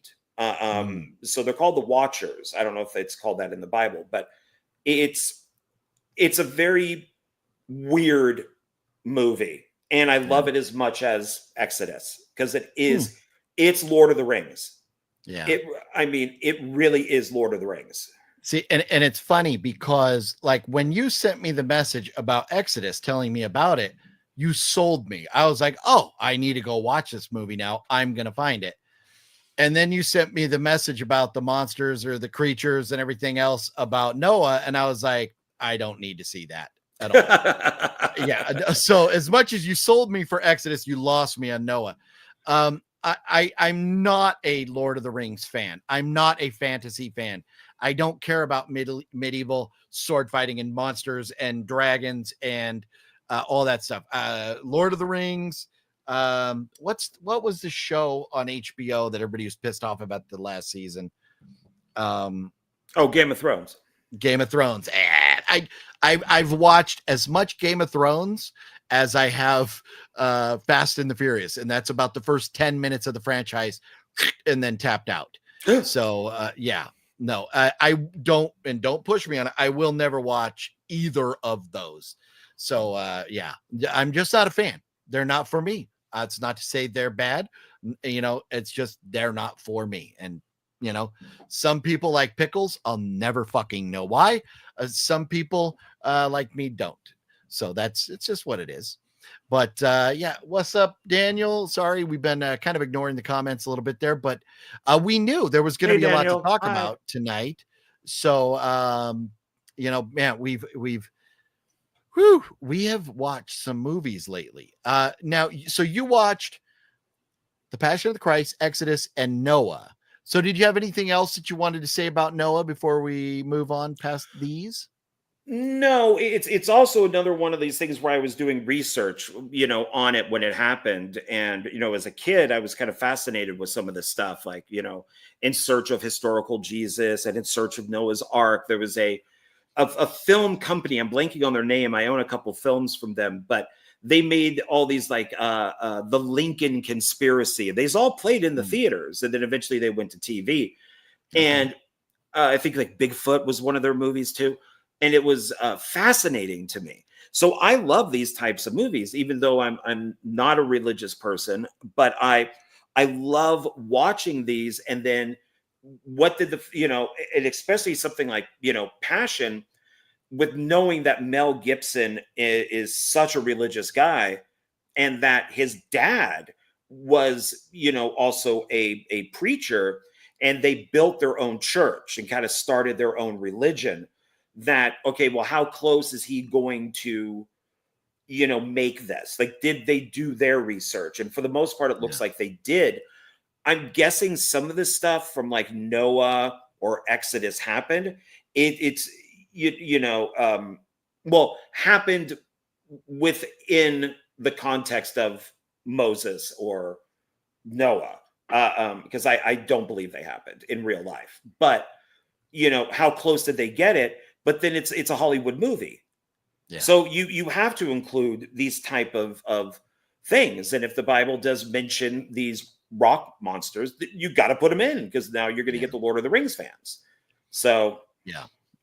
See, and that's what, for me, unless it says documentary, I don't care at all about historical accuracy. I'm watching a movie to be entertained.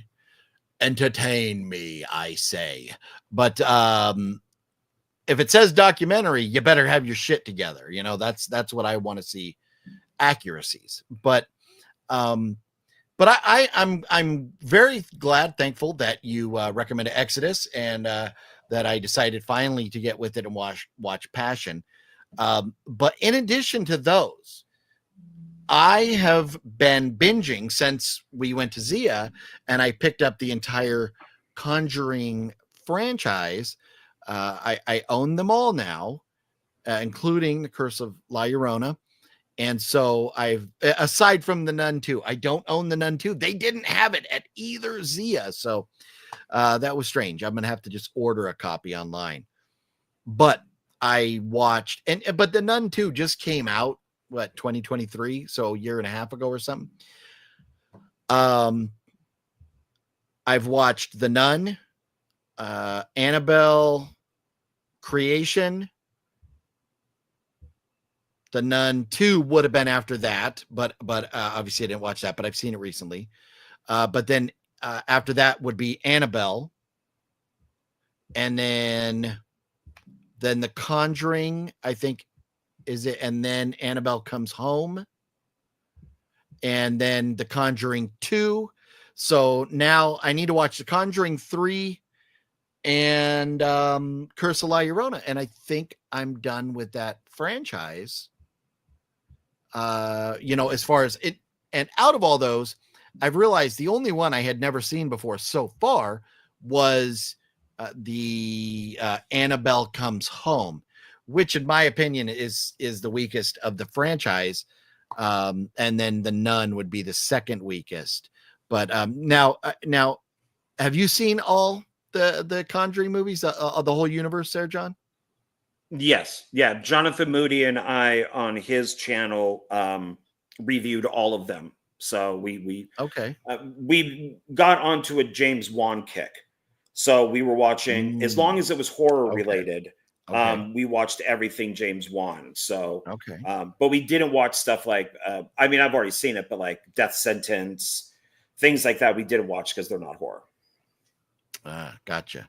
But I'm having a blast with the Conjuring movies. I just, especially the first Conjuring, I forgot how much I love that movie. It's just absolutely a great movie, and it's a great franchise. So I'm having a blast with it. So I'm glad I was able to pick those up at Zia, and I'm definitely gonna have to get a copy of The Nun too. But those are a blast. Been watching those. I know Wicked. I know most people love Mustard. Love Mustard. Not a fan. But Balzer knows what's up. Not a fan. They were trying a while back. Somebody was suggesting, would I eat a jar of mustard for like $500? And the answer is no. I don't know that I could do a teaspoon for $500. So I just maybe I just don't need the money that bad.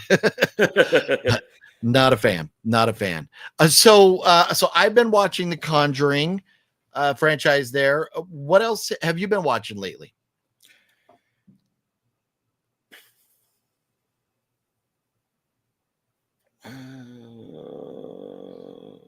I did get the notification that you went live. I just looked at my phone, so that's good. Oh, okay. Yeah. It's I have it right here. So yeah. So that's cool. God, that's they White Lotus is done. So they finished that. They finished Daredevil. And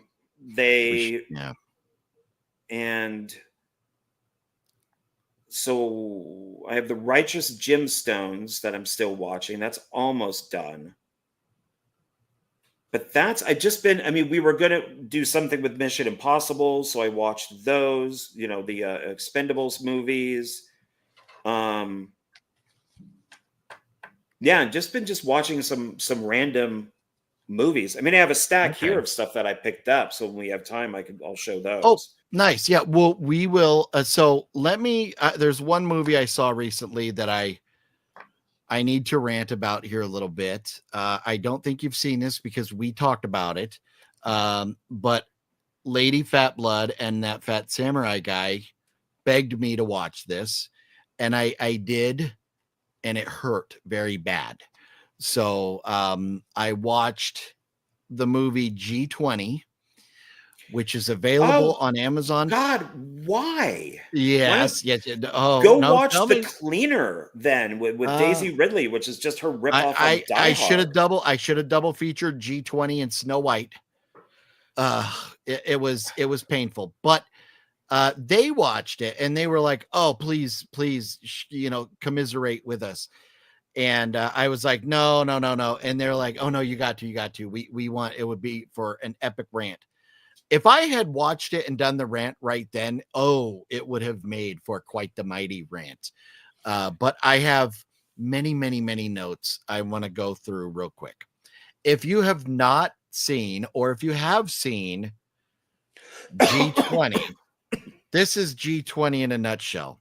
You start off, we have a black female president. So obviously they thought Kamala was going to win, or I've also heard that it wasn't supposed to be Kamala. This was supposed to be Michelle Obama. And then there's a white lady who at the end you find out is evil, and that was supposed to be Hillary Clinton kind of thing. After it was like 6 minutes and 14 seconds, I turned the movie off and went, "Fuck this shit." And I messaged them and I was like, "No, I can't fucking do it." I was angry after 6 minutes because of the woke shit in it. And they're like, "No, please." They begged me for like a day. And then Lady Fat Blood commented something. I think I had posted something about being how could people forgive what was done to Jesus Christ in the in the Passion of the Christ. How do Christians and Jews get along? And Lady Fat Blood responded that going like, "I don't know, but there's a movie with a high heel subplot that you could watch." And I was fucking dying at her response. I'm paraphrasing. I don't remember exactly what she said.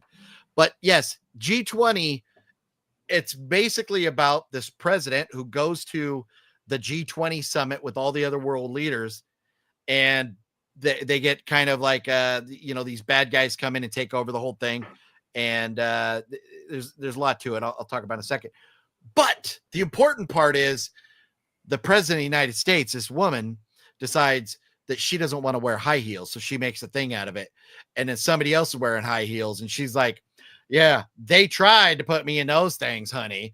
And so then that didn't happen. And then later on, that woman that was wearing high heels finally took them off, and they had this little bonding moment between her and the president when she threw her high heel away. And I was like, "Oh, are you fucking kidding me?" But so anyways, no man asks women to wear high heels. I mean, it's just the whole idea of the high heel was to show off the woman's ass, is because it would poke out. And they're uncomfortable as hell. So no man, unless you're a hooker, wants you to wear high heels. It's just that simple. Just wear, and it's a height thing too. But it's no man cares. So for them to make an issue out of high heels is the stupidest thing ever. No. It's almost as stupid as the way the movie starts. And that's with the daughter getting caught after she lives in the White House and she broke out of the White House. She was able to get through the White House security system and escape to go out with her friends from the White House. So you're telling me a 13, 14-year-old daughter, however old she was, escaped from the White House, got past White House security? Yes. Because she's perfect. She's a Mary Sue.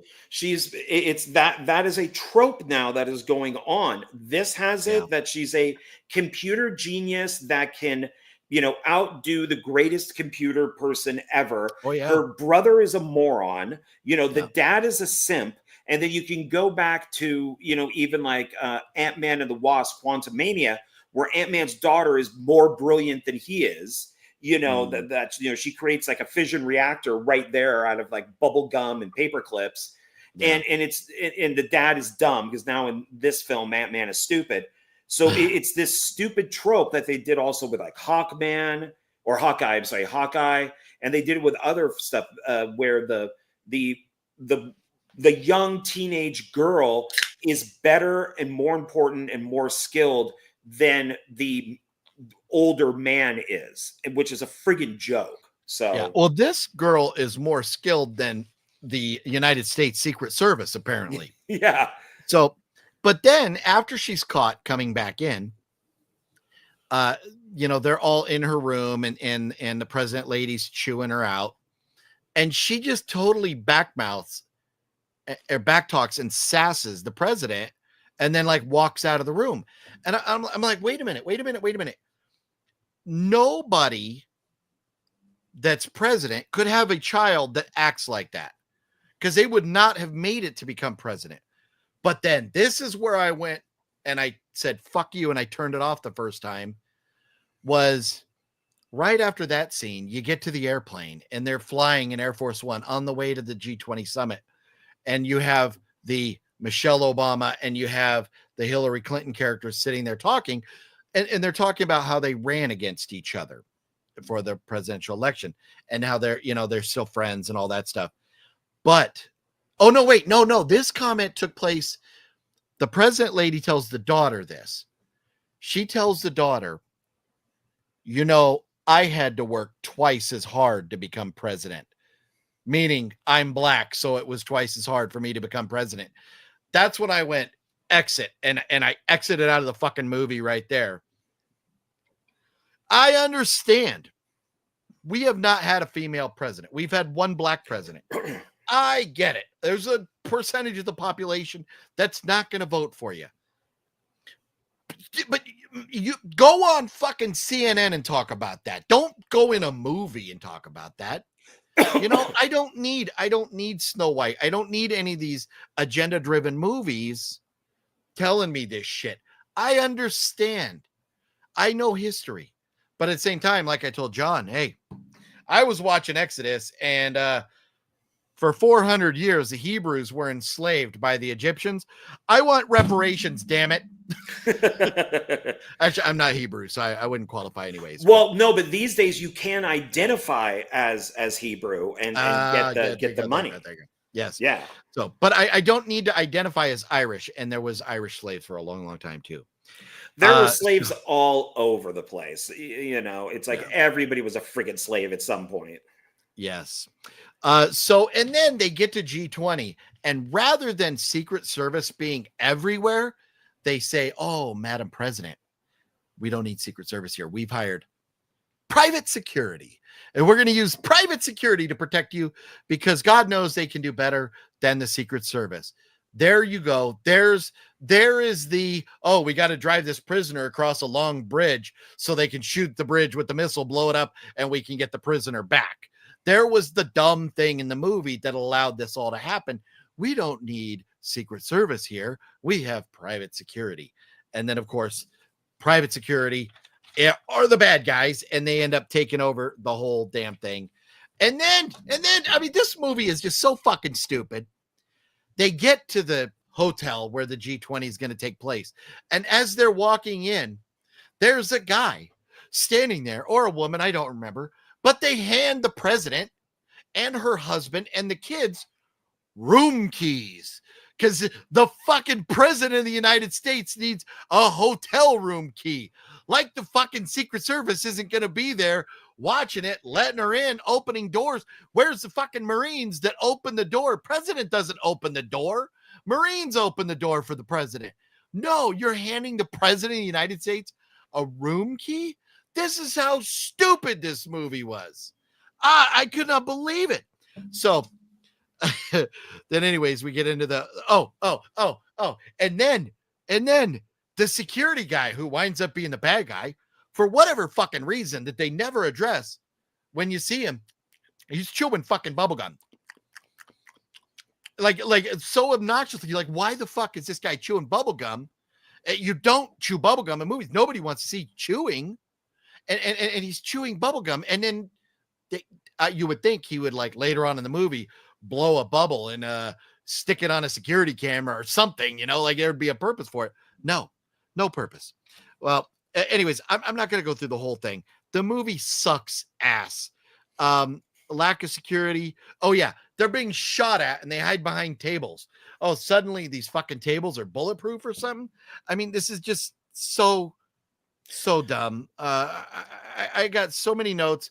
Maybe I'll do a video with the Phat Samurai guy and go over all this, because I mean, literally, I have 9 pages of notes here, and what I just did was 1 page. So I went, as I watched the movie, I kept notes. It made me mad. So G20, I don't recommend it. I do believe I gave it 0 stars on Letterboxd there. So I don't recommend it to anybody. It's the dumbest fucking movie. Well, they also do, which is another trope these days, when we never minded this back in the day, but Viola Davis is like 5'4", 60 years old, and she's kicking the ass of like a 6 foot tall guy, yes, who's muscle bound, who looks like a quarterback. And I don't care how much she worked out. No, that's not going to happen. But back in the day, when you had a woman kicking ass, we didn't care. It was awesome to see her kicking ass. But now that they've made such a big deal out of this whole thing, with the DEI and the woke crap and all that type of stuff, now it's front and center. That even somebody, like Ridley, Daisy in, The Cleaner, Die Hard because she's a window cleaner. She does the same thing, and she's stick thin. She's like a twig. And she's taking on all these guys. There's a reason in UFC, MMA, boxing, or whatever, that the lightweights don't fight the heavyweights. They just can't. It doesn't matter how technically sound you are. You're just not going to do it. But no, there is a point in this movie, G20, where the president lady turns into the fucking Punisher. She's got machine guns, blah, blah, blah, blah, blah, blah, blah. And then, she's got to fight the guy, and she whoops the guy's ass. And it's like, no, I don't buy it. I don't buy it at all. It's because of this stuff. Okay, you're a fan of Star Trek, as I'm sure you watched Voyager. And never. Oh, wow. Okay, great show. And Captain Janeway, who's not muscle bound. Oh, I maybe I'm sexist or whatever, but the bottom line, I didn't mind the fact that she was a female. One, that woman is ugly as fuck, and I can't stand looking at her. Oh, and shit. Two, the name Janeway is so fucking dumb. What is that? So that's why I've never watched it. I swear to God, those are the 2 reasons why I've never watched it. I think you're missing out, but there is a Die Hard episode where she has to be John McClane on Voyager. And she got the nickname of Action Janeway, and people wanted her to do more of that type of stuff. And of course, you're talking phasers and things like that. Nobody sat there and said she couldn't do it because it wasn't made a big deal. If Red Sonja was out there kicking butt next to Conan, who's this big and she's this big, it didn't matter. It was just awesome. Yeah. But these days, with the way that it's being done, with how men are being put down, how, now a girl who's, 5 foot tall with arms that thin can now kick ass. And it's just like, I don't care if it's a Marvel movie or what. No, it's not going to happen. Yeah. And that's, to me, I was willing with G20 to give all that the benefit of the doubt, but when you have that and then all this other stupid stuff on top, that movie, I can't recommend it. I don't understand why it exists. It's girl power. Yeah. Greg, what's going on? Says, hey, John and OGP, sorry late to the party. It's all good. Better late than ever. You are just in time, though. Just in time to see what John Ward has purchased this week. Would you care to show us Your pickups, good sir. Yes. After you left, I wasn't going to do anything for a while. And, but I do remember that there were some stuff that, like a couple films that I forgot to put on the list. So I didn't look. So I said, oh, why not? I got some credit left over. Let me go to a Zia on Rainbow and I'll You check. bastard. You went back to Zia. I did. And this is the movie that I wanted to pick up, which is Stallone and Get Carter. It's a remake of the 1970s Get Carter with Michael Caine, which is awesome. Michael Caine is even in this, but he doesn't play Carter. And, you know, his brother gets killed and he's going to, you know, trying to figure out why his brother was killed. This is a very strange movie. The director is foreign. I forget exactly where he's from. It might be France. Man, this thing is weird. It's shot weird. The music, everything in this movie is weird. I like it because it's weird, but it's not your typical action film and what you would think how it's like shot and edited. It's really foreign. It's almost like an art house movie.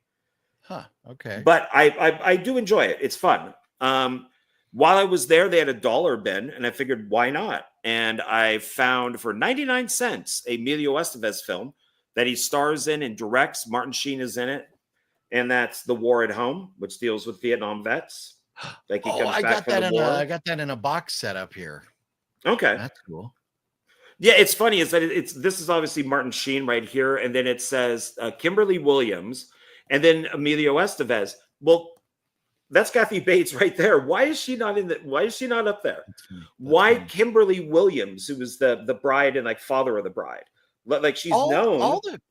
All that matters is that Emilio,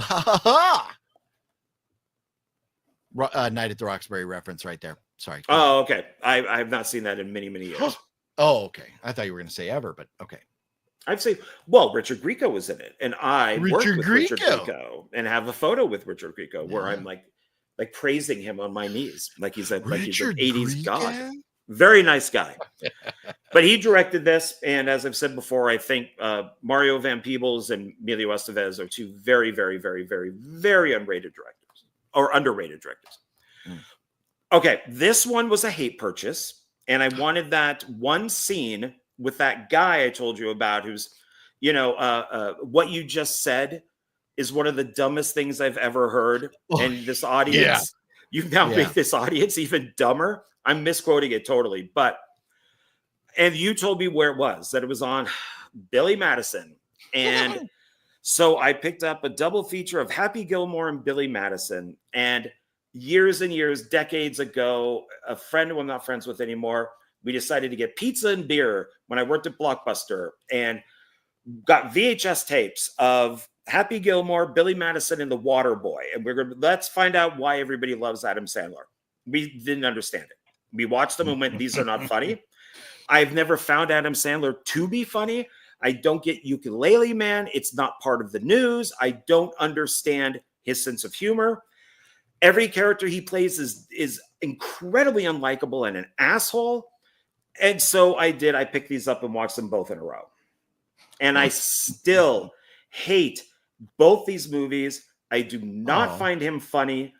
His movies on Netflix are awful, but I do like him as a dramatic actor. I think he's really good in Funny People. I think he's good in Punch Drunk Love. I think he's really good in like Spanglish. I think he's a great dramatic actor. You know, but he is not funny.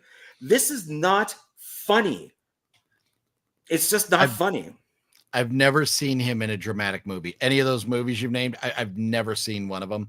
I just can't imagine Adam Sandler being but the movies he's done that are dramatic have not been anything that's like, if I'm going to watch a movie, one of my big things is like, is there a body count? I want bodies. And he's not a killer. You know, if he goes out and all of a sudden goes full Kevin James and decides he's going to be in a horror movie and there's going to be dead people, maybe I'll give it a shot. Yeah. Yeah. Well, we have mentioned in the comments there. Yeah. Young Guns 3, Emilio did mention that he's doing Young Guns 3. And then Wicked Network says Uncut Gems. Uncut Gems is very good. He is very good in that. His character is annoying, but he's meant to be annoying. So it's just like, and I know this is sacrilege, I don't find Robin Williams to be funny. Not at all. I even went to the same high school as him. And because he's from Marin County. Don't find him funny. Not one comedy I think he's funny in, but he's a great dramatic actor. So, stuff like 1 Hour Photo, Insomnia, he is a great dramatic actor. Just like I think Jim Carrey is a much better dramatic actor than he is a comedian. He's done some pretty good serious stuff. So, I just don't like that type of humor. Happy Gilmore does have some funny stuff, like the fight with Bob Barker and some other things. He does do some redeemable things with, but Billy Madison is insufferable. I mean, insufferable. And of course, because he's a man child, he always gets the hot girl. She hates him at the beginning, and oh, look, he's so cute because he's a man child. I love him now. So fucking annoying. What's up, Mario? How you doing tonight, Mario? Hey, Mario. And then at the same place, that was Zia. And then at Goodwill, because we had a work meeting, and right up the street was Goodwill on Sahara. So I went there, found, because I do collect VHS for certain people. So this would be Tony Scott. So I found True Romance on VHS. Ooh. Okay. So that's a good one. Yeah. And also found Spy Game, also Tony Scott. Oh, yeah. That's Brad Pitt, Robert Redford. Yeah. Yeah. Yeah. That's a good one. Good one. And then I'm not a huge Sandra Bullock fan, but I like her early stuff. Demolition Man, Speed. As she got older, not so much. I kind of thought she looked like a guy in drag, to be honest. Maybe she had work done. But I remember this being pretty good, and it's Premonition. So she keeps having premonitions of her husband dying. And this is it. He goes up a hill and his car explodes. And she has to figure out how to stop the car exploding. And I'm not going to say the ending or anything, but it's it's not bad. It's good. If you want something that's kind of a Groundhog Day type of movie, but with premonitions, this is worth watching. So I think that what genre would you put that in? I may still put it in drama. It's not a horror though. No, you could say because of the premonitions, maybe sci-fi. Okay. Like drama sci-fi. Yeah. Okay. And then you had mentioned Maverick earlier with Mel Gibson. So I picked that one up. And it has the late, great James Gardner, of course, who's one of the greatest actors that we've ever had. He was all right. Files and stuff. And then my last one is I found the complete first season of 21 Jump Street. Oh. Richard Grieco? Not in this one. I think he comes in the third season. I was bummed. I was looking for him on here, and his name is not listed anywhere. So I think he was more like second or third season. Johnny Depp on the cover right there, huh? Yeah. I wonder if he's ever had a jar of cocaine. I wonder if he's ever had a jar of cocaine. It's possible. I know that he's had a bed full of poo. He has, yeah. Yeah. And the chick that put the poop in the bed probably indulged in his jar of cocaine. I would think so. If I saw that jar, I would indulge. That's definitely for sure. So Greg says there are only a handful of Adam Sandler films I like. Big Daddy, 51st Dates, Happy Gilmore. The problem also, though, is when TBS and TNT overplay his films, and then I have to take a break. Yeah, they do like Adam Sandler films do get put on rerun a lot. They are on the regular replay there. Favorite James Garner film is The Great Escape. That's a good movie. Yeah, that's a great film. Yeah. Well, comedy-wise, I would say I like The Wedding Singer.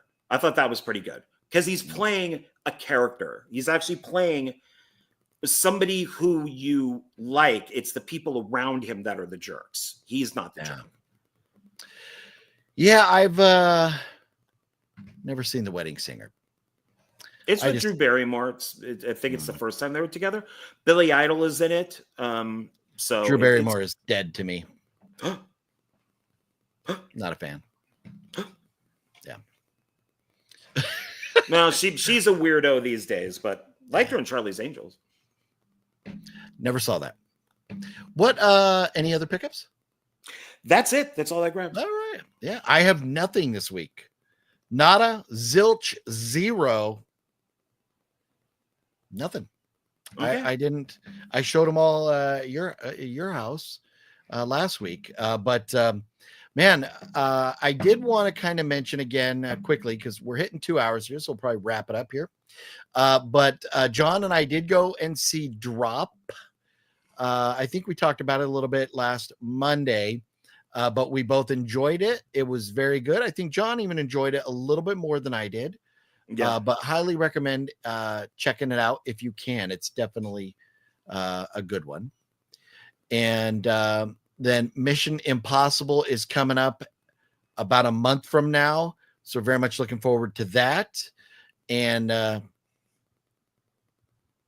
is that what's the reference? I'm as happy as a little girl. Oh, your nipples are hard right there. Is that what you're doing right there? Yes. Oh, okay. This makes my nipples hard when I watch myself hanging out with John Bernthal, the Punisher. As it should.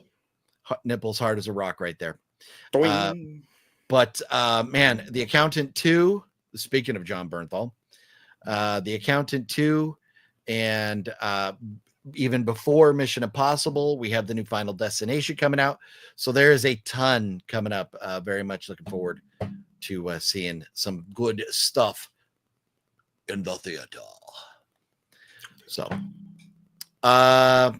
what else is going on this week? You released a video, everybody, and if you haven't, make sure if you're watching this here and not on John's channel, John's link is right down there below. I finally added your X, so you have your Instagram, X, and I think YouTube channel, all three down below there now. Thank you. Yeah, my Facebook is up. I just don't. I only use it to communicate with some people, but I never post anymore. But it is there. Anything else going on? Anything else we should look forward to on your channel? Like maybe this coming Saturday? Whose channel is that on? That will be on mine. So yeah, this Saturday we will be Philip, Donald, and myself for film discussion. We will be talking about all 4 Expendables movies, and I'm looking forward to discussing part 4 the most. Yeah. I know Philip is. And I'm going to, before that, listen to the audio commentary and watch behind the scenes, so I can be fully, engulfed in all things Exterminator 4. What a cluster of a movie that is. Cluster. I hate to say, as much as it was a disaster, it had a lot of potential, and I wasn't angry after it was over. Like some movies, G20 make me angry. I was not angry after it, but it's like there are a lot of questions. What the hell happened to that movie? Yeah. So that'll be a lot of fun. So we're going to record that Saturday. Yeah. And then you're going to put it up like Sunday or something? Sunday, it will go up, yeah. Okay, right on. House of G-Fam says, SNL recreated the poo on the bed discovery by the housekeepers. It was hilarious. Oh, not seen that. That might be worth looking up, right? That's funny. Antonis, I'm so hyped for Final Destination 6. It's my most anticipated horror movie of 2025. Right on. I think for me, I mean, like the monkey and why do I always forget the name of it? The one where guy couldn't feel any pain, like those two I was really amped about. But I'm the one with Quaid in it. Yeah. Where they call him, it's the name of the drug that Novocaine. Yeah, thank you. Yeah. Let's see here. I rented The Monkey and thought it was a good horror film. Nice. Love The Monkey. Cannot wait to get a physical release of that. And speaking of, I wonder when that's coming. So that's about it. That's about it. I'm gonna pop over to Blu-ray.com real quick, and if we have a date. Oh, in June. Thank you, Antonis. Nice. So just a little over a month away, and we can get our copy of The Monkey and keep our Oz Perkins collection growing. Yeah. And we're looking forward to his next one. Yeah. Oh, Heart Eyes. Yeah. No, Greg, Heart Eyes That's a good again. one. Phenomenal. Absolutely phenomenal. We all miss Blockbuster. That's where we got a sign right here. We miss Blockbuster. And I got some Blockbuster cases and movies and stuff last week. That was pretty awesome. I remember because I worked for Blockbuster. I was an assistant manager. I worked there for like 3 years. And it was great when Netflix started and it was just the guy in his garage. And he had all the movies on the table and he would mail them out. And if you lived around the corner, you got it in like a day. If you lived in another state, you got it like 4 days later. And they're like, do not worry. Netflix will not be a thing. You have nothing to worry about. Oh, yeah. Your jobs are secure. This will not take off. He's a guy in his garage. This is going to fail. Cut to me on the unemployment line. Right. Yes. No, Blockbuster screwed up. They really screwed up with Netflix there. June 24th, The Monkey will be coming out on physical media. June 24th. So you can pre-order it now from Amazon should you so desire to do so. Jeff Keaton watched Strange Darling and it was pretty good. I really enjoyed Strange Darling. Have you seen that one, John? No. Oh, I highly recommend it. Master Chaos was not a big fan because it's like so many chapters, maybe like 9 chapters, and they start with like chapter 4 or something, and then they go to like chapter 2, then they go to chapter 7. It bounces around, but they can't put it on order or it'd spoil what's going on. So it is very, very good. I love Strange Darling. That is one that I definitely want to get a physical copy of. So that's it. I think that's about all we got to talk about this week. Did I mention I hung out with the Punisher? You did. You did. Okay. But thanks for watching, everybody. Name drop. Oh, look who's talking over here.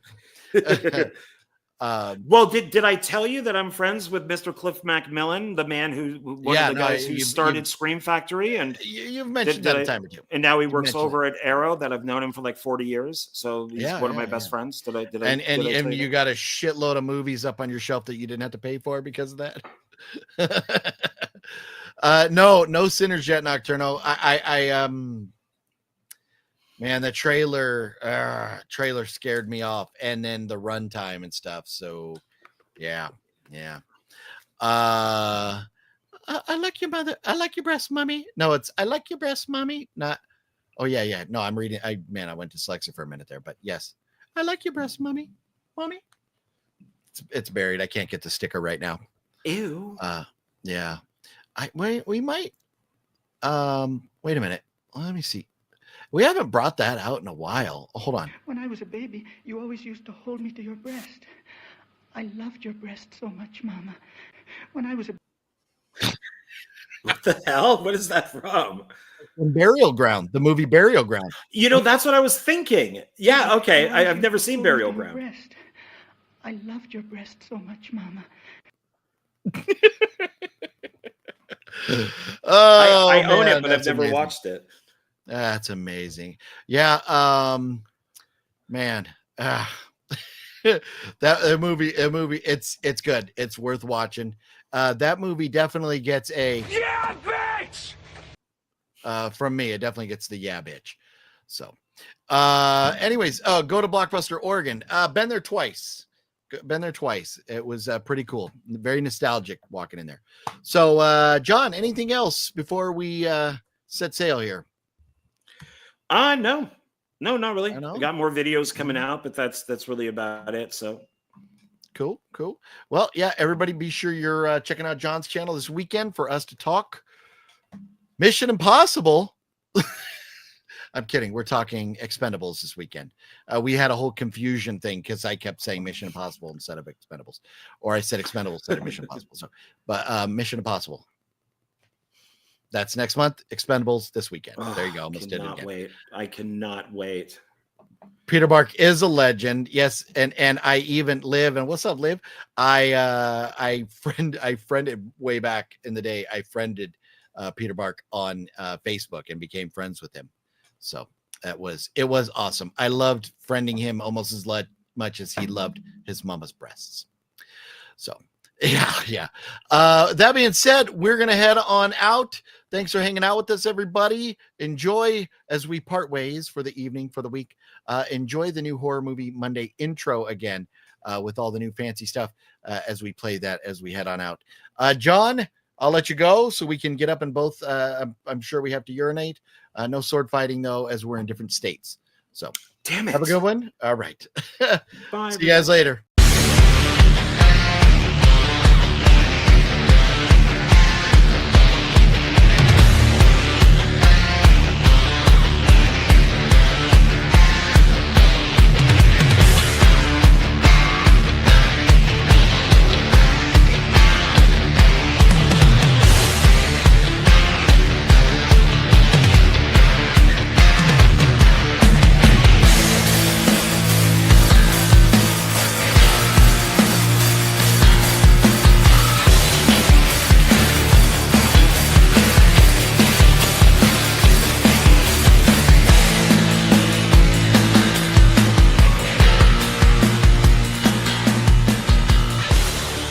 What's your favorite scary movie? I don't know. Most of all, fuck you!